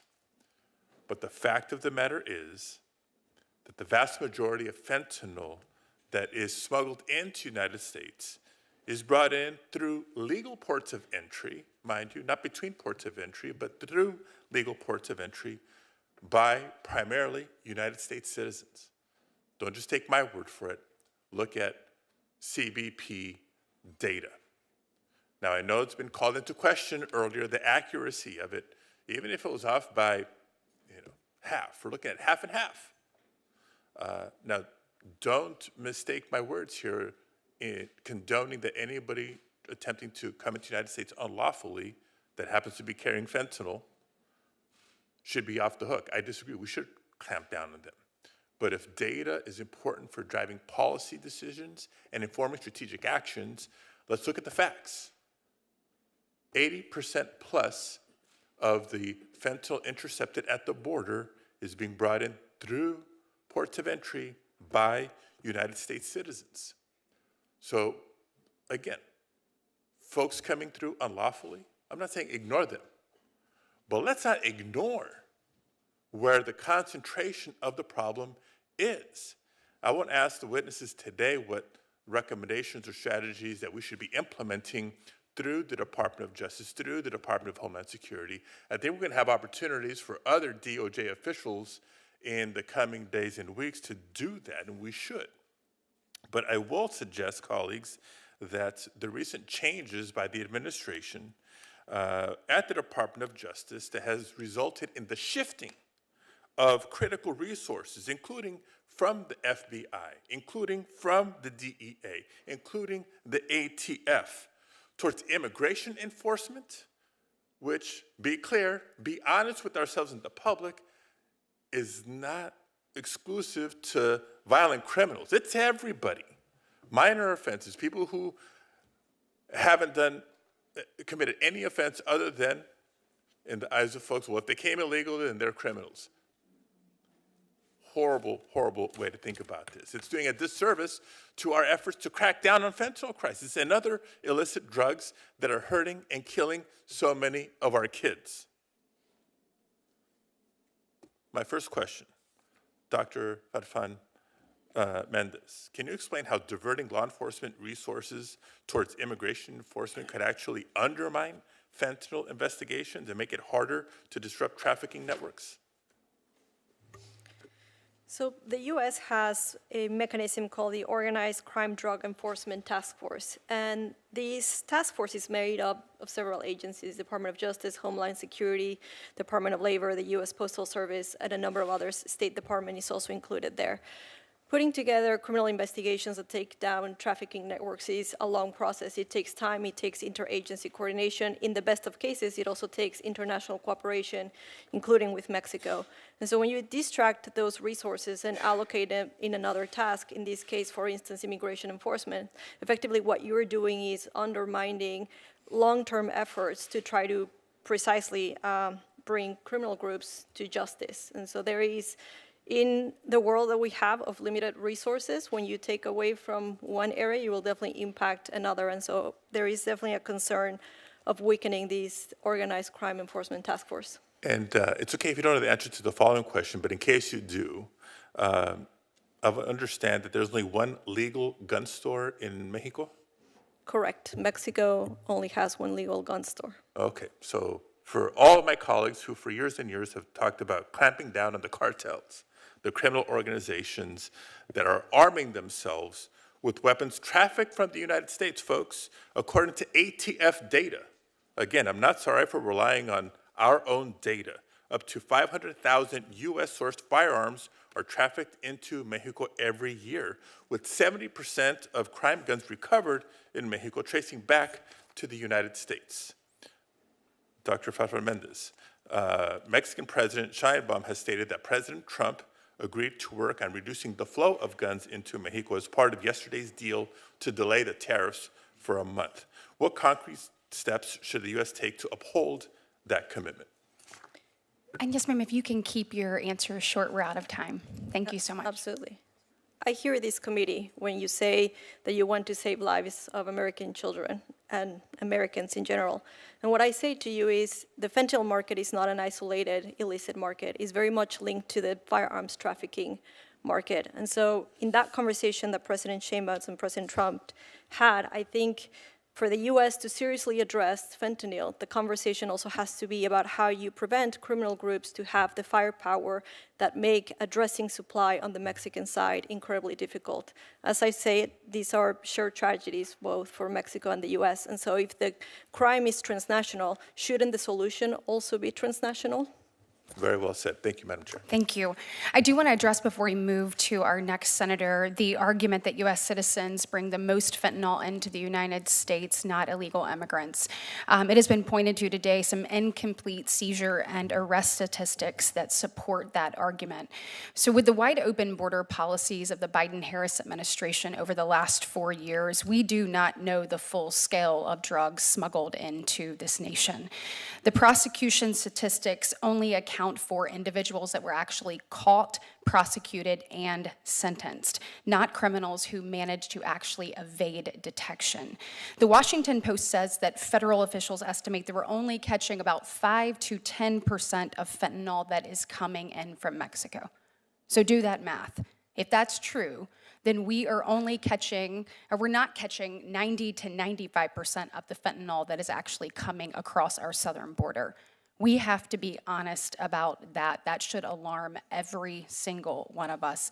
And it also shows why border security is an important component to stopping the flow of fentanyl. Senator Kennedy.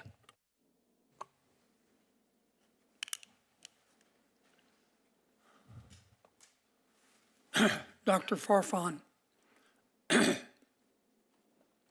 the president of Mexico until 2024 was President Lopez Obrador. Is that right? And he ran for president with respect to the cartels on the slogan, hugs, not bullets. Is that right? Well, no, he did not run on his campaign Yes, with that slogan. Yes, he did. Now, his hand-picked successor is President Steinbaum. Is that correct? Sheinbaum. Is that correct? Gloria Sheinbaum. Right. Am I right? Yes. Okay. I love the people of Mexico, and the people of Mexico are good friends.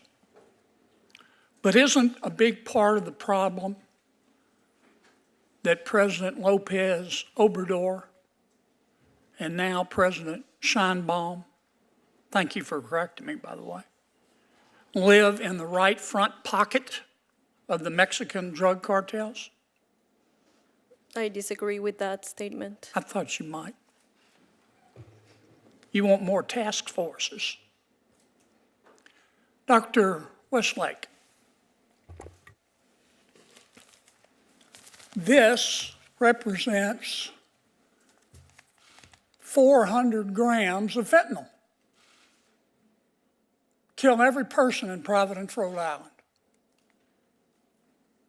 If you're a dealer and you get caught with this, you get 10 years minimum.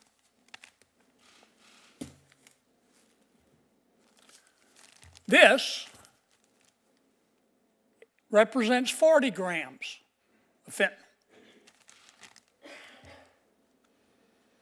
Would kill every single man, woman, and child in Culpeper, Virginia. If you get caught with this amount, as a dealer, you get a 5-year minimum sentence. This is where it gets special. This represents 10 grams of PCP. If you get caught with it, as a dealer, you get 5 years minimum. Is fentanyl more dangerous than PCP? Yeah, absolutely, Senator. The fentanyl is classified, can be classified as a lethal weapon. I did a chart on it. And this is 5 grams of meth. That's what this represents. If you're a dealer and you get caught with it, your minimum sentence is 5 years. Is fentanyl, you get caught with this much fentanyl, 5 years or 10 years. Get caught with this much fentanyl, 5 years. Get caught with this much meth, you can hardly see it, you get 5 years. Does that make any sense to you? No, sir. It's like cell deep stupid, isn't it? You don't need a task force to see the logic of that. I've got a bill, it's called the Fairness in Fentanyl Sentencing, I've reintroduced. This bill will lower the 5-year mandatory minimum for 40 grams of fentanyl to 2 grams of fentanyl. It'll lower the 10-year mandatory minimum from 400 grams of fentanyl to 20 grams of fentanyl. This bill won't punish addicts. It'll help. It's not going to help until President Lopez Obrador and President Scheinbaum get out of the pockets of the drug cartels. But it's a start. This bill will punish dealers. Thank you, Madam Chairman.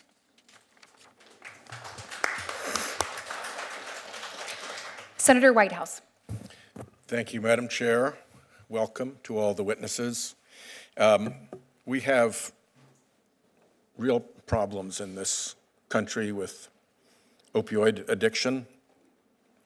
I was the lead Democrat author of the Comprehensive Addiction Recovery Act,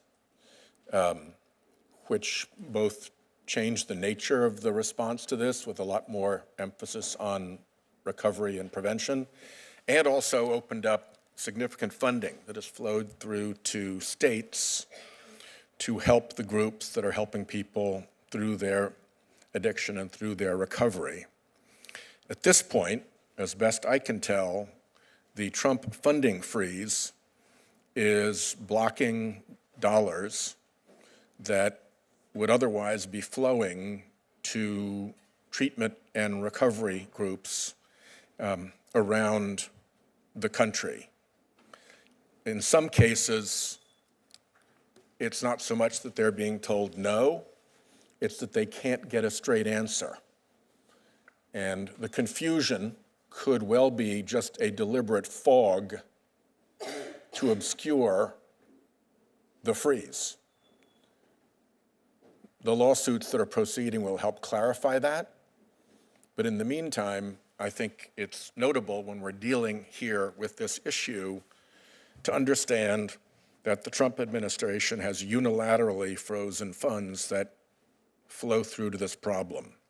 Our community health centers in Rhode Island are seeing funds similarly either blocked or fogged so that they can't get an answer that the funds are cleared.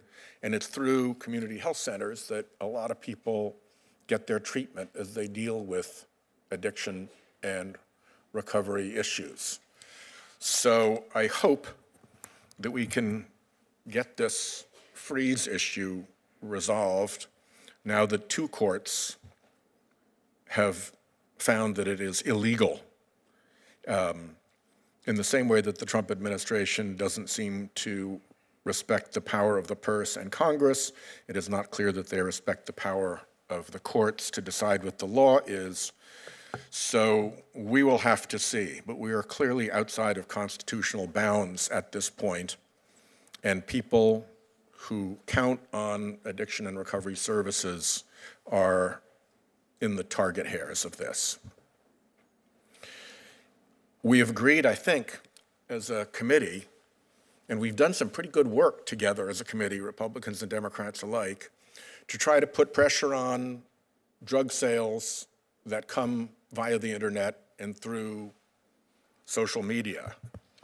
So it's disturbing to me that President Trump pardoned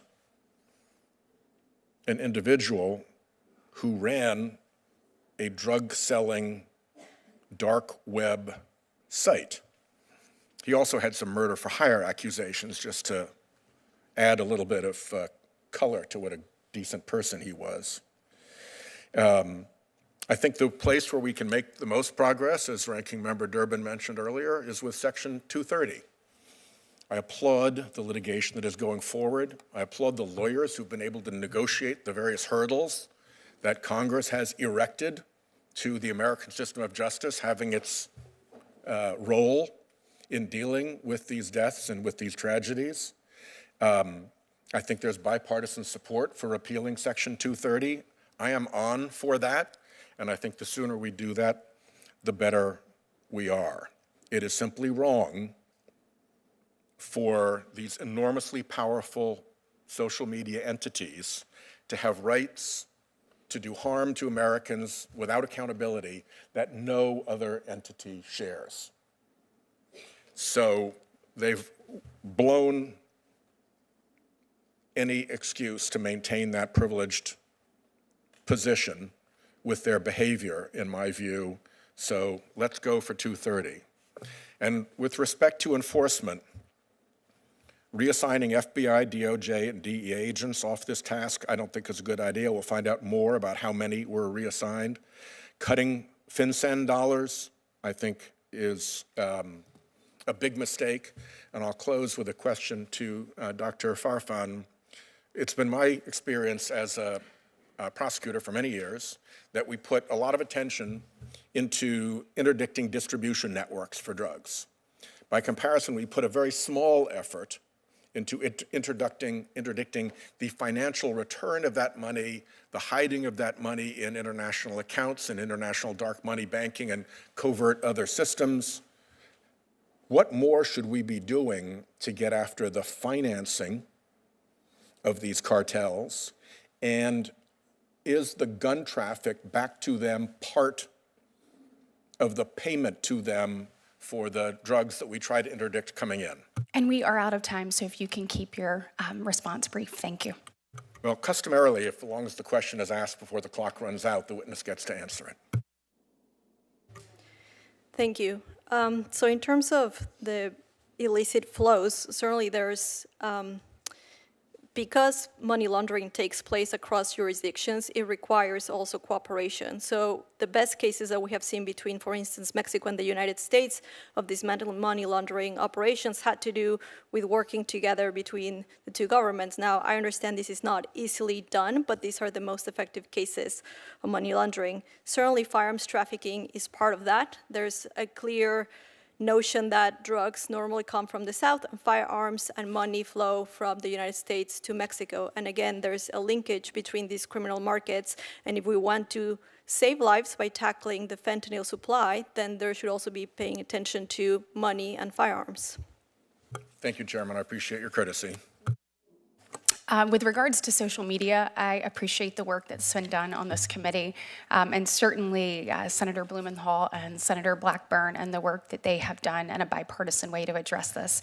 As a mom of a 14 and a 15-year-old who knows that Snapchat is used to tell people which color uniform they're supposed to wear that day, or they use it to figure out where friends are going to meet. You think that this can happen, to your point, to anyone, anywhere, and I am so grateful for you both using your voice to speak up and speak directly into this issue, so thank you. I do want to address complaints about the brief pause on grant funding. It's important to know that this was temporary. It was a temporary pause, and to the extent permitted by law, law enforcement grants aren't handed out during this time of year. Our constituent needs will continue to be taken care of while President Trump delivers on the job voters elected him to do. Voters ask him to grow our economy, protect our communities, and ensure that taxpayer dollars are used wisely. Examining spending is part of that. President Trump has always backed the blue, just like Chairman Grassley and just like myself.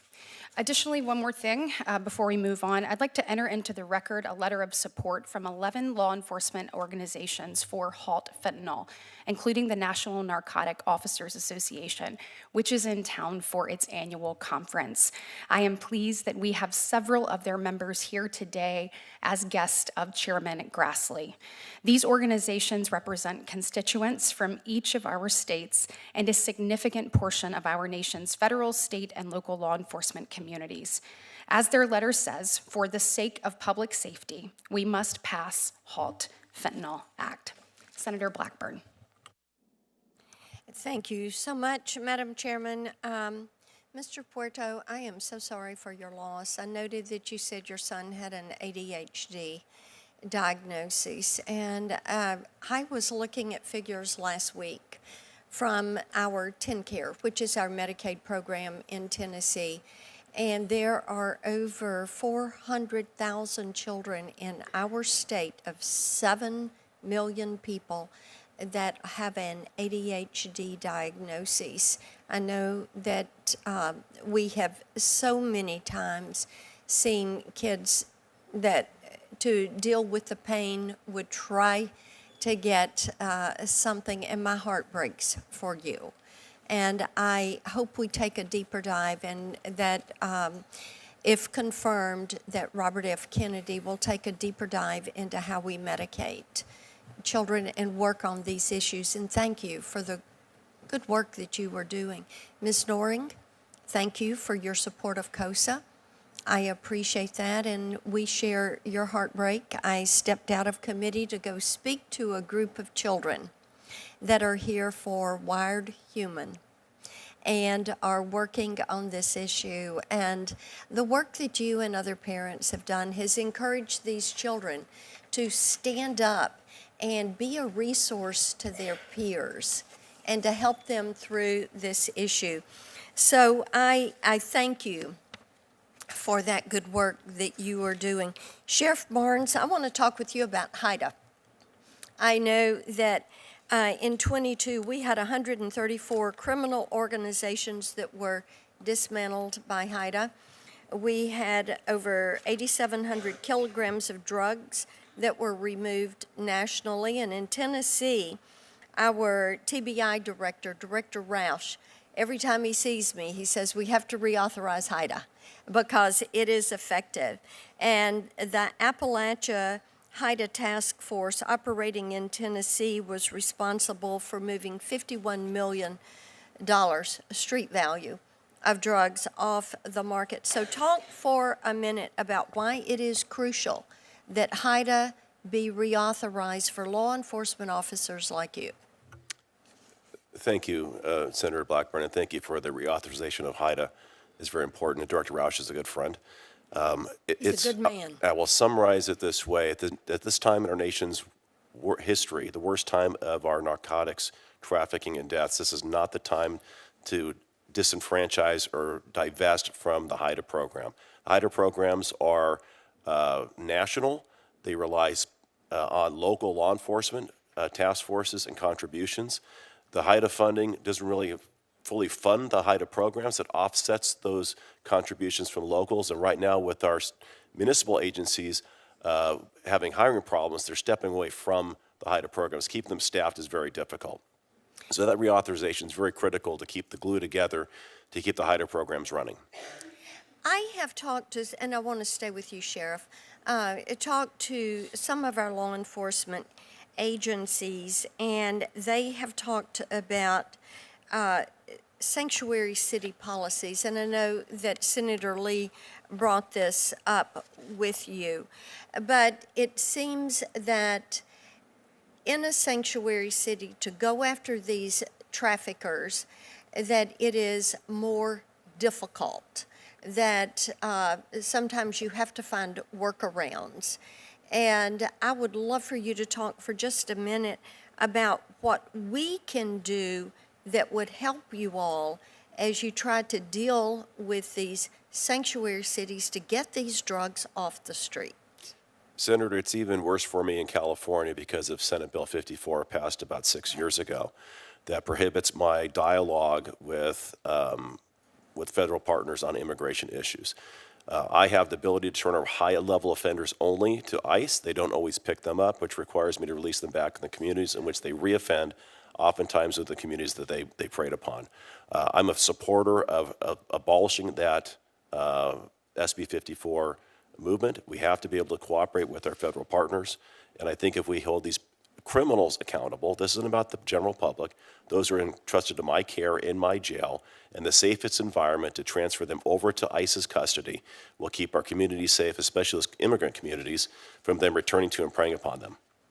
And, you know, so many people will say when they get back out, you know, when they evade law enforcement in these sanctuary cities, that they really return even more committed to abuse people in those communities where they have been trafficking those drugs, to pick up the pace of selling the drugs. And I look at these sanctuary city policies and I think how difficult it makes your job when you're trying to keep our community safe. And we thank you for the work that you're doing. We thank each of you for being here today. Senator Blumenthal and I are going to continue to push COSA to get, as you said, Ms. Noring, that foundational law that will allow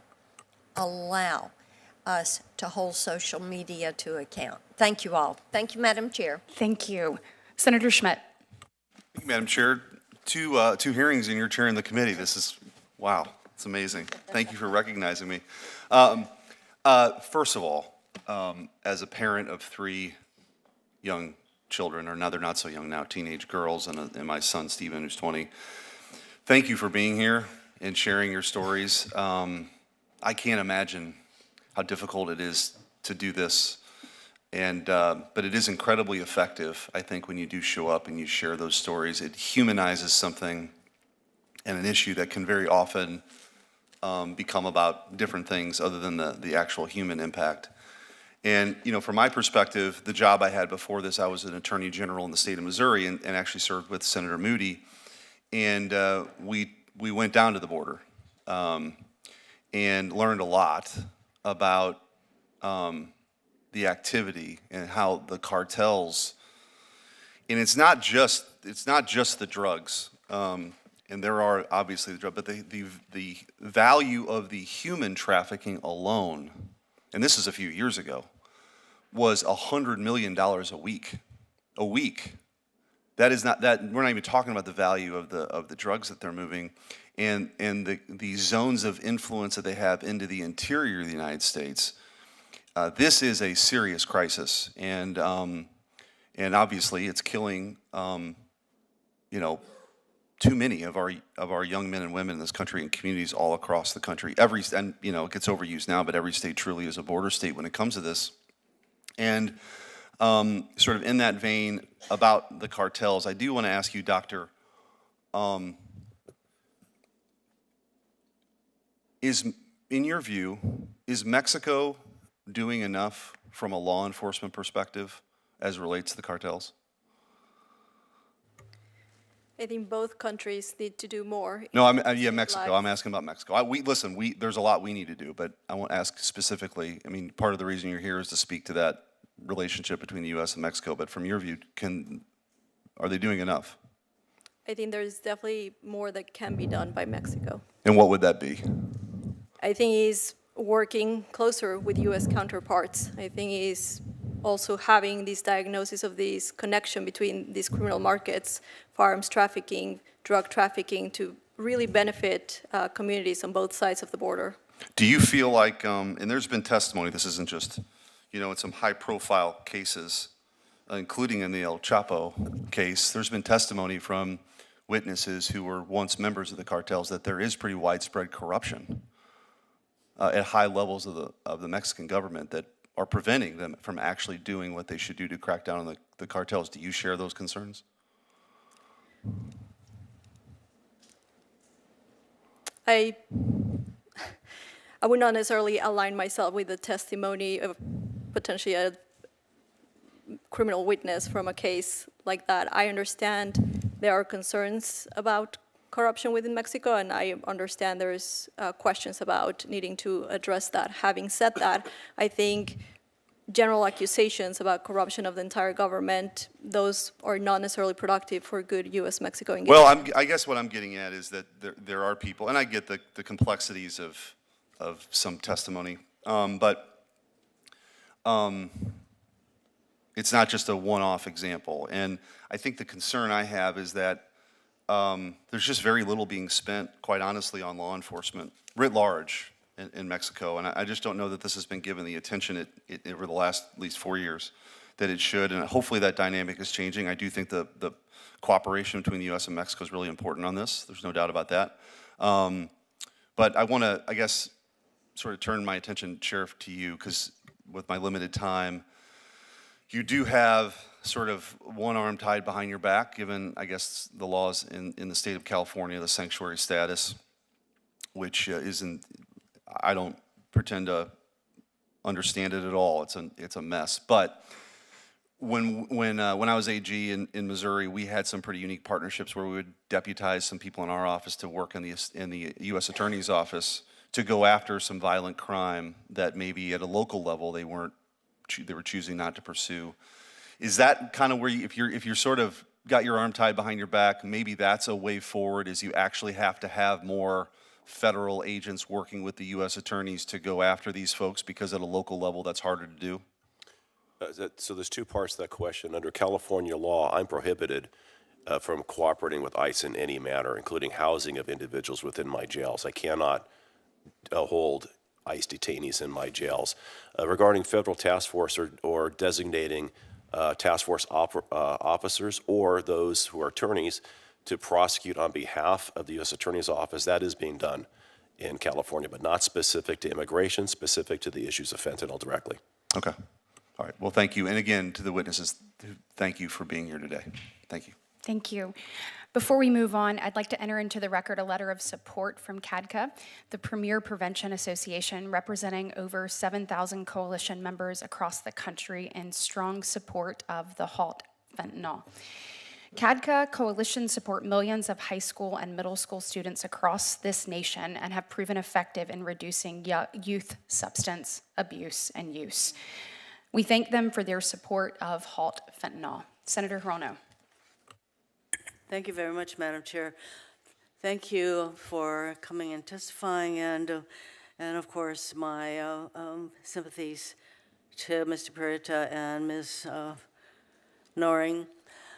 Obviously, this is a complicated question in the sense that we have disagreements on who is bringing in fentanyl into our country, but we all know that it is creating basically a havoc.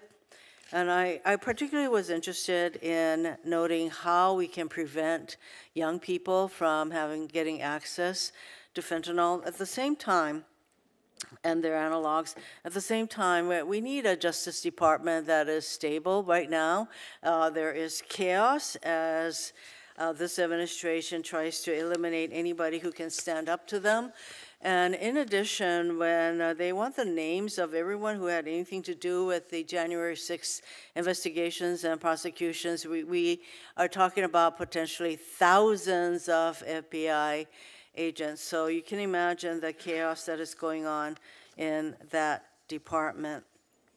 For Mr. Puerto, I know you mentioned the Dead on Arrival as a documentary that is shown. I mean, what age do you think that the children should be when they are alerted to, for example, not buying anything on the internet?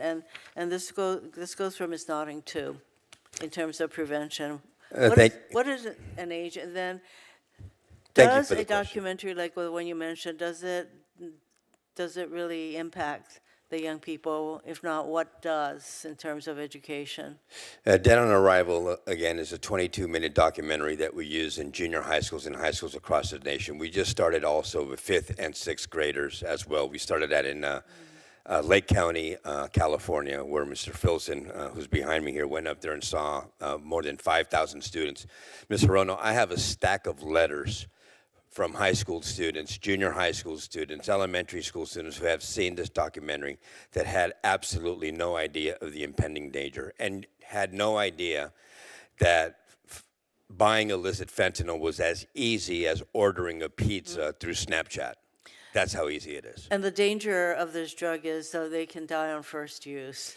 According to the New England Journal of Medicine, 22 children per week died in the year 2022 between the ages, non-addicted children between the ages of 14 and 18 years of age, mostly driven by illicit fentanyl pills, 22 a week.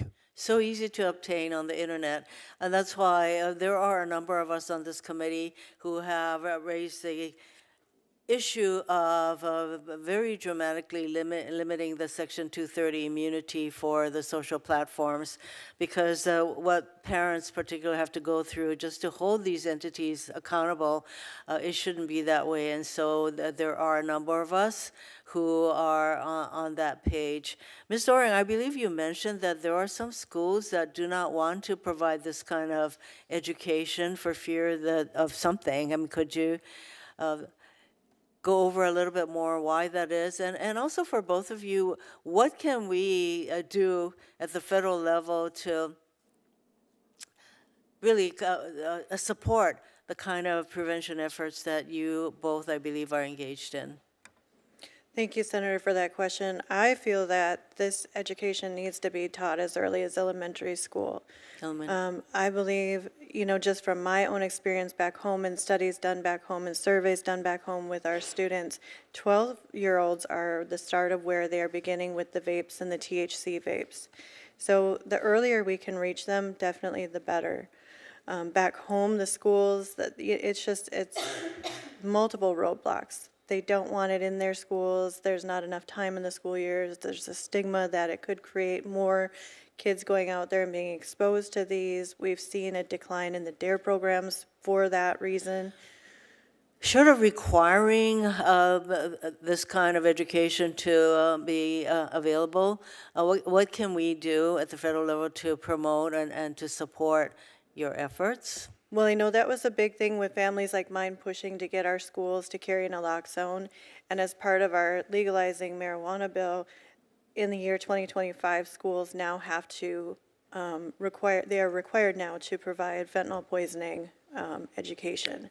And it's kind of, with the legalization of that, it's kind of hypocritical, to have that education piece tucked into that bill, in my opinion, because now we're saying it's okay to do one drug, but these drugs, stay away from these ones. Most of these nonprofits are all made up of bereaved families that would come together, and because they felt like the government wasn't doing enough, and we felt that we just couldn't sit idly by and watch these children die on a daily basis. So I think one of the things that could really be helpful from the federal government is giving us grants to community organizations like ourselves, because we don't really fall into a certain category where we can get grants to do this. We're self-funded, actually, and it's really difficult to do that, especially when we're traveling across the nation and doing the work that we do. But we don't charge any money for what we do. We charge $0 to go to a school.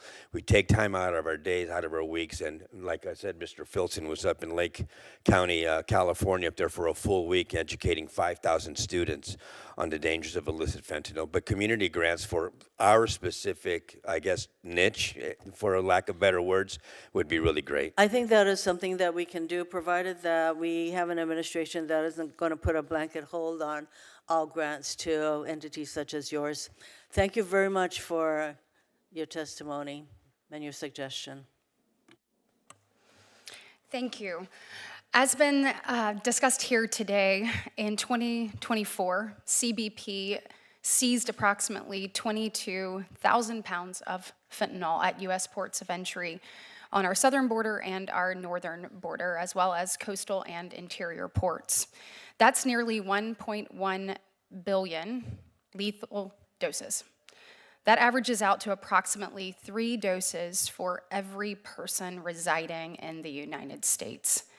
And perhaps of even greater concern, it's been estimated, as I mentioned earlier, that only 5 to 10% of the fentanyl crossing the border is actually being interdicted. The flow of drugs across our borders is ravaging communities around our country, including in my home state of Alabama. In 2023, an annual report of the Alabama Opioid Overdose and Addiction Council discussed the alarming increase in fentanyl-related overdose deaths and poisonings in Alabama between 2018 and 2022. In 2022, Alabama's SBI seized a total of 8,300 grams of fentanyl, which is equivalent to 8.3 million lethal doses, enough to kill everyone in the state of Alabama, plus 3 million more. In FY 2024, that number was up to 12,400 grams of fentanyl. So let's be clear, these numbers increasing actually represent more devastated families and more deaths. I have sat across from far too many parents in my short time in the United States Senate that are grieving just as you two are. And I just want to say again, thank you for sharing your story. I'm going to have our team clip your testimony, put it together so that we can help begin that PSA. You are changing lives. You're here today not only to see change in law, but to make sure that we save lives and that no one else has to go through what you did. So thank you for sharing your story. And I can promise you with every ounce of me, we're going to do everything possible to elevate it, to ask parents to watch your testimony today, to ask parents to listen to what you are saying so that they do not have to go through the unthinkable that you have. And we are just so grateful for your willingness to be here. What I'd like to know, Sheriff Barnes, you have testified regarding this issue before, but can you tell us from your perspective of a local law enforcement officer why you think the federal government needs a more effective strategy in place than we've seen over the last 4 years at our southern border in particular, and what elements of the strategy should look like, and how Congress can work with the president to actually implement these types of things moving forward? Yes, thank you, Senator. I have testified to this before, and I think if you look just from post 9/11 where we are today, the threat horizon is much broader than it was back 24 years ago, and it's encompassing all these other categorical crimes, cyber, fentanyl, human trafficking. They're all on the same platform. So specific to fentanyl, we have to work laterally and vertically, and that means vertically with our federal partners, our state partners, and our local partners, laterally with all the different efforts being put forth on the trafficking entities that are disparately addressing this issue, but we're not synergizing those efforts very well. I believe that we have a problem with communications. Okay. If we're going to do a great offense, we have to communicate with our federal partners at the border, find out where their efforts are, how we can pivot around those to get the end around from the cartels, and most importantly right now, be aware of probably the maritime issues we'll undoubtedly face going forward because of the closure at the border. They will pivot around on the waterways. Thank you.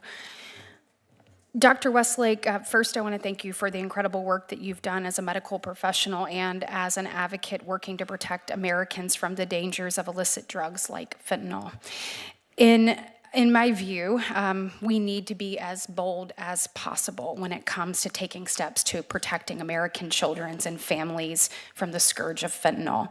That's one of the reasons I am a co-sponsor of the Halt Fentanyl Act.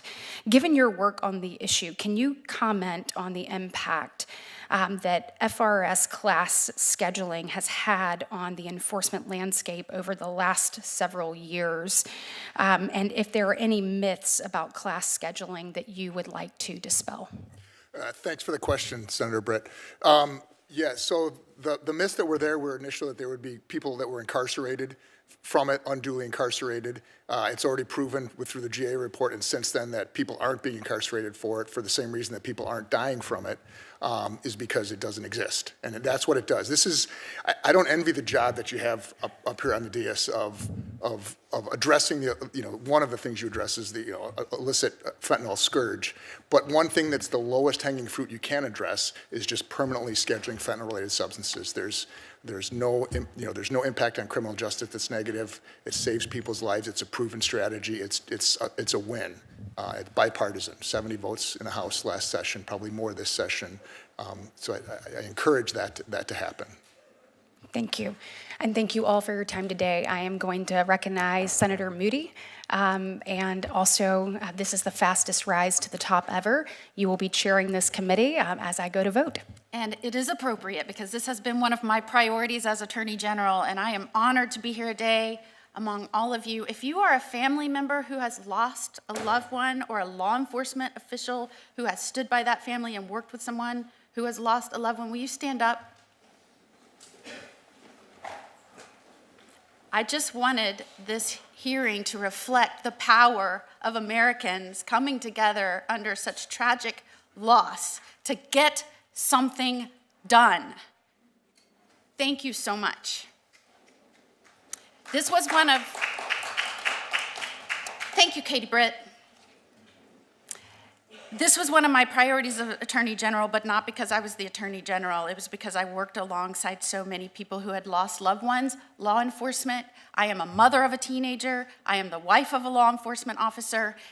This is the #1 killer of working and fighting age Americans, period.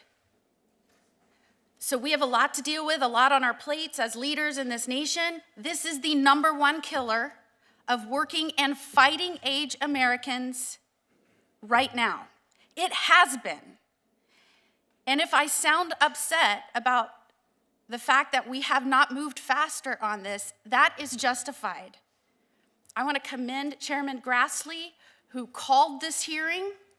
The last 4 years, this committee has not held one hearing on fentanyl.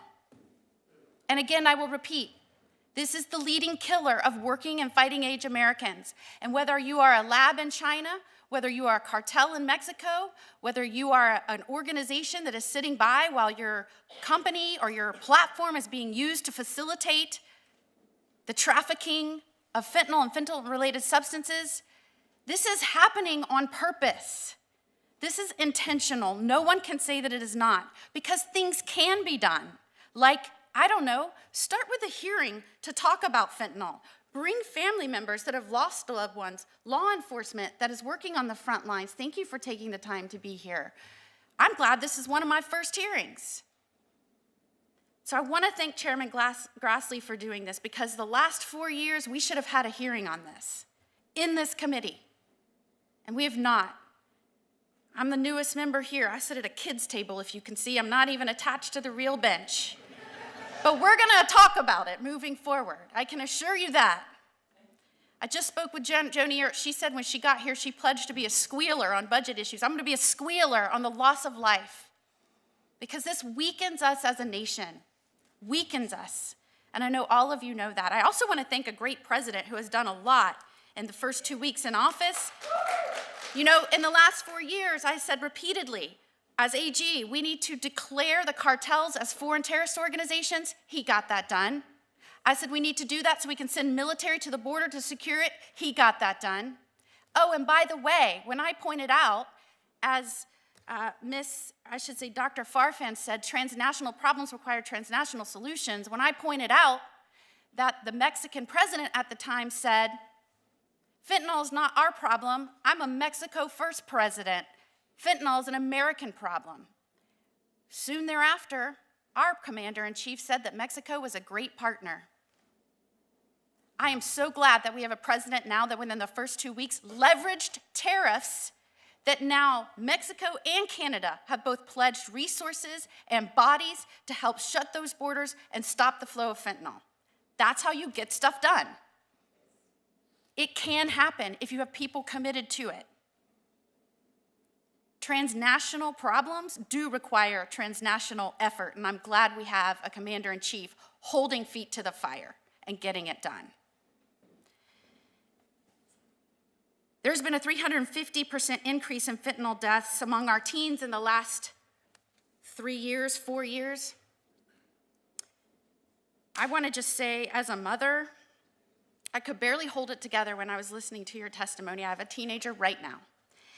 I cannot imagine the indescribable, overwhelming, traumatic pain that you have suffered, but I want to thank you for being here, for sharing your stories, most importantly, for sharing your children's stories, so that we could not only honor Daniel and Devin, remember them, but bring meaning to what you have gone through, so that other parents, I want to say, I and you and other parents right now of teenagers, we're about the first generation of parents having to deal with this mess. We're learning as we go. You are on the front lines in this fight, helping us, leading the way, shining the light. We've got your back, but we need you showing us where to go, and I want to thank you for that. I want to start with you, Ms. Noring. What platform did your son obtain counterfeit pill that contained a lethal dose of fentanyl? Snapchat. And I'd like to move to you, Mr. Puerta. What platform did your son find a counterfeit pill that contained a lethal dose of fentanyl? Snapchat. Snapchat has become a vast online drug market.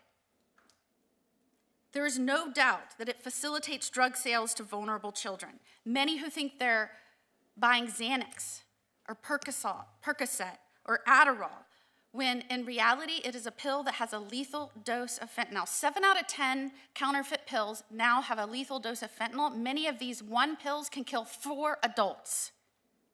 That is what is out there lurking for our children. The National Crime Prevention Council estimates 80% of teen and young adult fentanyl poisoning deaths can be traced to social media.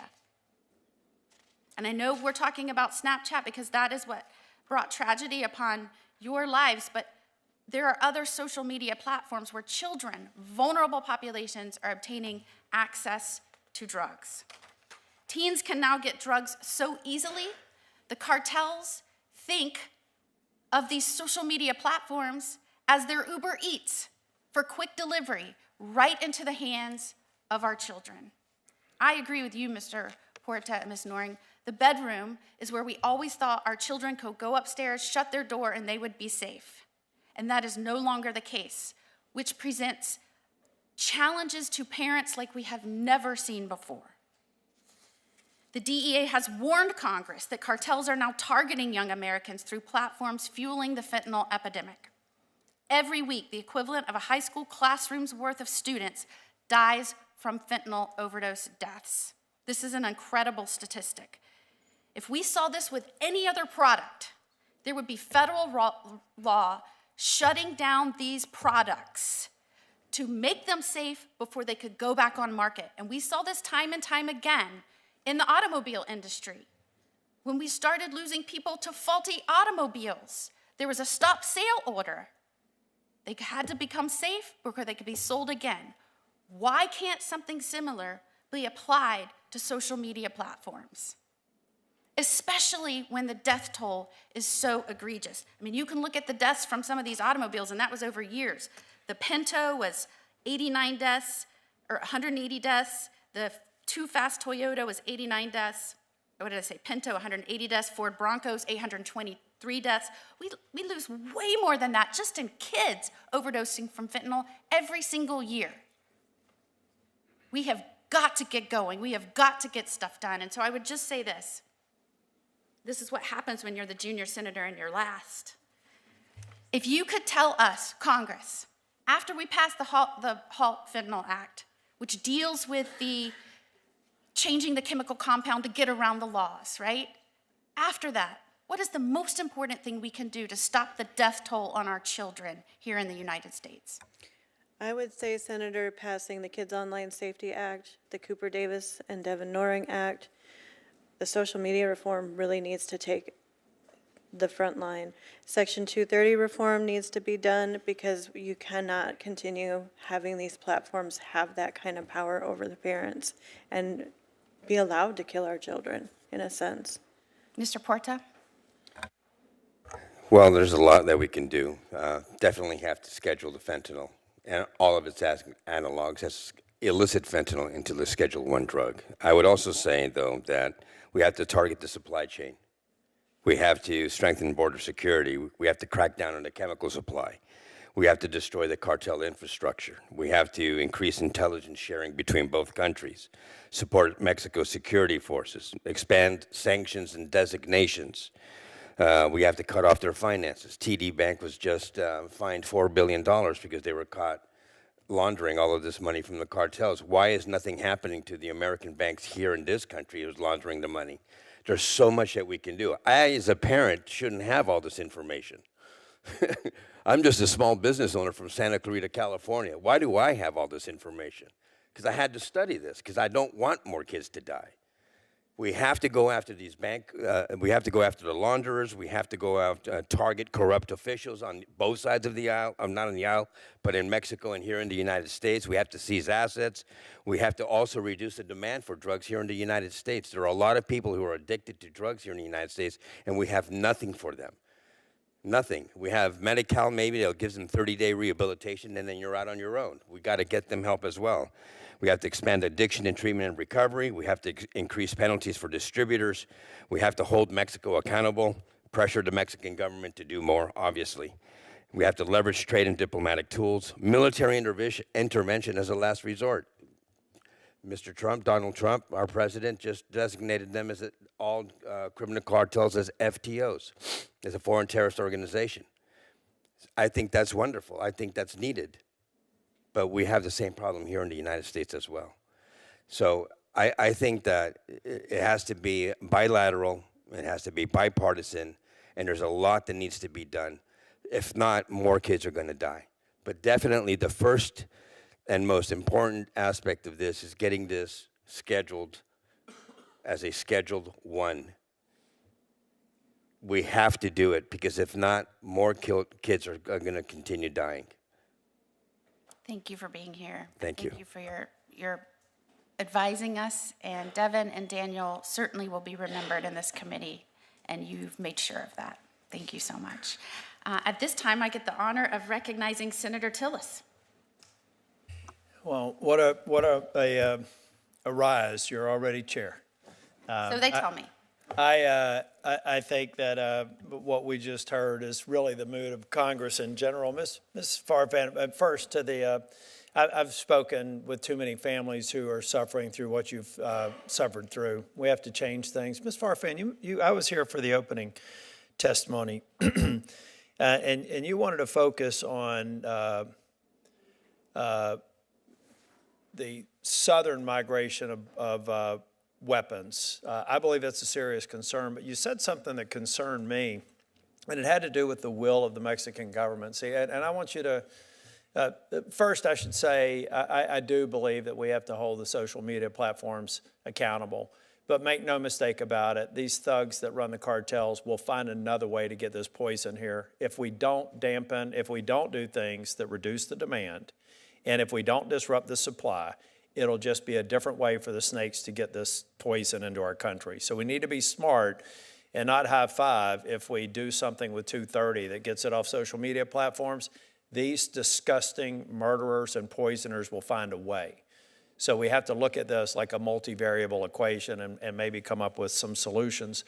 But see, I want to know, I want your perspective on this. I feel like the cartels in Mexico are reaching an almost co-equal branch of government in Mexico. I can't reconcile your opening statement with the reality that today the plazas on the northern border of Mexico are run by the cartels. The people trying to cross the border pay a fee. They're making more money off of human trafficking than they are drug smuggling. The Sinaloa cartels have what they call the Sinaloa Air Force, who come and drop fentanyl and ultralights and go back home. The Mexican government does not have control over the situation. There are precursors coming into Mexican ports, and they are being transferred to cartels who are manufacturing methamphetamine and fentanyl at scale and finding ways to get it into this country. Not in many cases with American citizens being the mules coming across the border. I get that. Certainly more American citizens responsible for the distribution to these children and adults of all ages who are dying. So it's interesting to me that President Trump was criticized for putting a potential tariff on Mexico. Everybody said it was going to be horrible, it was going to kill the economy. The only thing that it did over the course of a few days is prompt the now current president of Mexico to deploy 10,000 troops to the border. Well, if there's no problem, if there's no problem with them being an equal partner to the difficulties we have at the border, why would they do that? Because they're just afraid of a tariff, or are they recognizing that we're shedding light on a situation at the southern border that they have simply not made a priority? Why would they do that? Well, I cannot speak on behalf of the Mexican government. I do not Well, let me work. just back up then, because you're a smart person.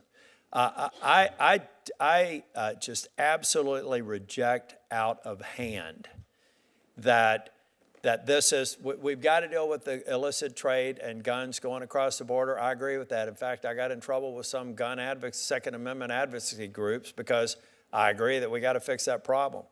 But and maybe just for the record, you can suggest to me why you think Mexico has done everything they have to play their part in preventing this poison from being manufactured. China, in plain sight, is sending precursors. The Mexican, whoever's running the ports and who are allowing supply chains to occur, are allowing it to occur at scale. And over 100,000 people are dying every year in this country, many of them as a result of fentanyl or opioids. More people die in North Carolina as a result of overdoses for fentanyl or opioids than people die on our highways. Most of this, most reasonable people, unless for the purposes of CUFERS, you can send me evidence that Mexico needs to wake up and be a partner and a friend to our South and address this as the problem that it is, and it's happening in plain sight among the Mexican authorities and among the cartels who have organized the plazas at the northern border, and they are running it. There is no way that Mexico sends 10,000 troops to if they don't think they've got a problem that President Trump has illuminated. Thank you all for being here today, but please understand that some of the things you've asked for are all just steps in the right direction, but this is far more complicated than any one thing we can do, and I look forward to continuing to engage with you. Thank you. Thank you, Senator Tillis. Senator Graham. Thank you very much. Sheriff Barnes, you've been involved in this space for quite a while, right? How would you describe the role of China in the fentanyl problem America faces? China is the first domino that tips in contributing to the fentanyl crisis. They are the contributor of the vast majority of the precursor chemicals, and if we deal with that, that would be the first great first step in dealing with it. When they say they're not, they're lying, right? I would say they're not being truthful, yes. Yeah, I would say they're lying. So there's a 10% tariff on China. One of the things that President Trump would like to accomplish is to protect our country from fentanyl poisoning. Sheriff Barnes, what you say the DEA echoes. Without China, this couldn't happen. China is an essential ingredient in the poisoning of America by fentanyl. To the Chinese Communist Party, you either change or there will be consequences coming from the Trump administration and the Congress. We're not going to sit by any longer and watch you enrich yourselves, different companies in China, at the expense of America. So be on notice. You either change your practices regarding supporting drug cartels in Mexico, China, or you will pay a heavy price. And that's not too much to ask. Do you agree, Sheriff Barnes? I do, Senator. Doctor, how do you say your last name, ma'am? Farfan. Okay. Do you think the drug cartels should be foreign terrorist organizations under U.S. law? I'm going to comment on the impact that this could have on U.S.-Mexico security. No, I didn't ask that. I just said, do you think they're deserving of the designation? I believe it would really hinder the notion of shared responsibility that No, is that's the not the question. cornerstone I mean, of U.S.-Mexico security cooperation. I think they've earned it 1,000 times over. And to our friends in Mexico, we want to work with you, but we're not going to sit on the sidelines any longer and watch drug labs right below the southern border manufacture out in the opening fentanyl and other drugs to kill Americans. We want to work with you. Sheriff Barnes, do you believe that in many ways Mexico has lost sovereignty over this issue? I believe the Mexican laws have failed domestically, and I believe that that has had downrange effects on U.S. lives. So to our friends in Mexico, we appreciate you sending the soldiers, but that's just a first step. As Senator Tillis said, we need to put the drug cartels on notice. You cannot thrive and survive the way you're doing today. Why are they in the drug business? Because the return on investment is large and the risk is small. They'll get out of this business when some of them get killed or go to jail. Do you agree with that, Sheriff Barnes? I do agree with that. I think that's a complex issue, but they're one component of it. Obviously, as the manufacturers, there's lack of accountability, and until we address the issues on both sides, the addiction issue north of the border and the supply issue south of the border, and many other things that have to happen. Well, I'm talking about the drug cartels. They're in this business because it seems to be a good business. They are the equivalent of Amazon, a Fortune 100 company. They operate in scale. I can't say it any better. And they're making money at the expense of us. To the two families, Mr. Noring, Mr. Perota, how do you say your last name, sir? Puerta. Puerta. It's okay, though. I understand. You can't roll the R's. It's okay. Yeah, I have a lot of problems speaking at times, but I don't have any problem understanding what you're telling me. Both of you are telling me that your loved ones paid the ultimate price because of failed policies. Do you both agree with that? Yes, Senator. I agree, Senator. Okay, if you want to deal with this, we need to repeal Section 230. You should be allowed to sue. I agree, Senator. Snapchat should be sued. Absolutely. All these companies should be sued because they're fostering an environment that is killing people. They are a dangerous product. It's the only companies I know of in America that there is no government agency really regulating their behavior, and you can't sue them, and there are really no laws on the books that control their behavior and empower consumers. So if you feel hopeless out there as a parent and helpless, there's a reason you feel that way, because there's not a damn thing you can do about it. That needs to change. I wish you well in your lawsuits, and I will, until my last breath here, try to repeal Section 230. Thank you all very much. Thank you, Senator Graham. Senior to me, Senator Graham. You know, a lot can be done besides just allowing people to sue. I mean, we as the federal government can enact laws to stop this from happening in our country. It's abhorrent that more has not been done to stop this. And I wanted to just touch on a few things I was confused by and hope that we can get some enlightenment on that. You know, I'm wife of a law enforcement officer. I was a federal prosecutor myself, going after transnational criminal organizations and drug traffickers. And it was not uncommon that those wishing to push poison into our United States were not U.S. citizens. In fact, many actions taken against cartel members or otherwise were against foreign nationals. In fact, it was confusing to me that I heard a question about DEA participating in trying to help and assist with removing those here illegally committing crimes, especially those committing drug trafficking crimes while we're in the middle of a drug crisis. Why that would be confusing, or even suggested that that might be a waste of resource when, in my experience, and certainly in my husband's experience, many of his cases, especially involving drug trafficking, dealt with foreign nationals. It's not surprising to me that they would enlist the Drug Enforcement Administration to assist. So I would like to ask Sheriff Barnes, could you speak to the claim that most prosecutions for fentanyl trafficking is being done against U.S. citizens? Yes, I think the data that was said, first you have to look at this in the population that we're dealing with. You have the trafficking component, which is a large scale in mass bringing across the border narcotics, and then you have the distribution and sales part of that. And that oftentimes includes Americans on both sides. But those American citizens participating have a direct nexus to and are acting on behalf of the cartels. They are being compensated by the cartels for their actions and their trafficking. They're not operating independent of that. Generally speaking, Sheriff Barnes, once you have the upper echelons of cartels start pushing distribution down into the United States and others in the United States, that takes multiple people, correct?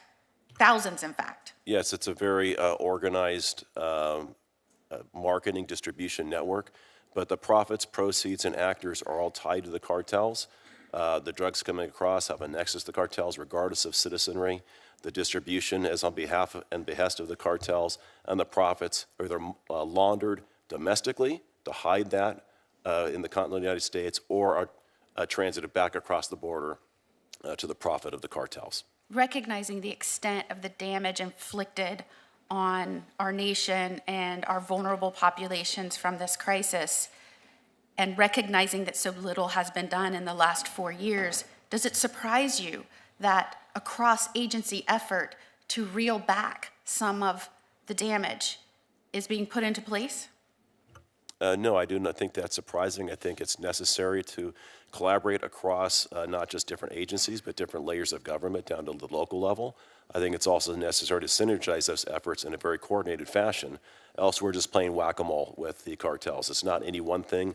It's doing 12 things simultaneously in a very coordinated fashion that's going to, I think, hinder the cartels and start making a difference. And in your opinion, the cooperation and partnership of state and local law enforcement is necessary to start having an effect to reel back in some of what's happened over the last 4 years.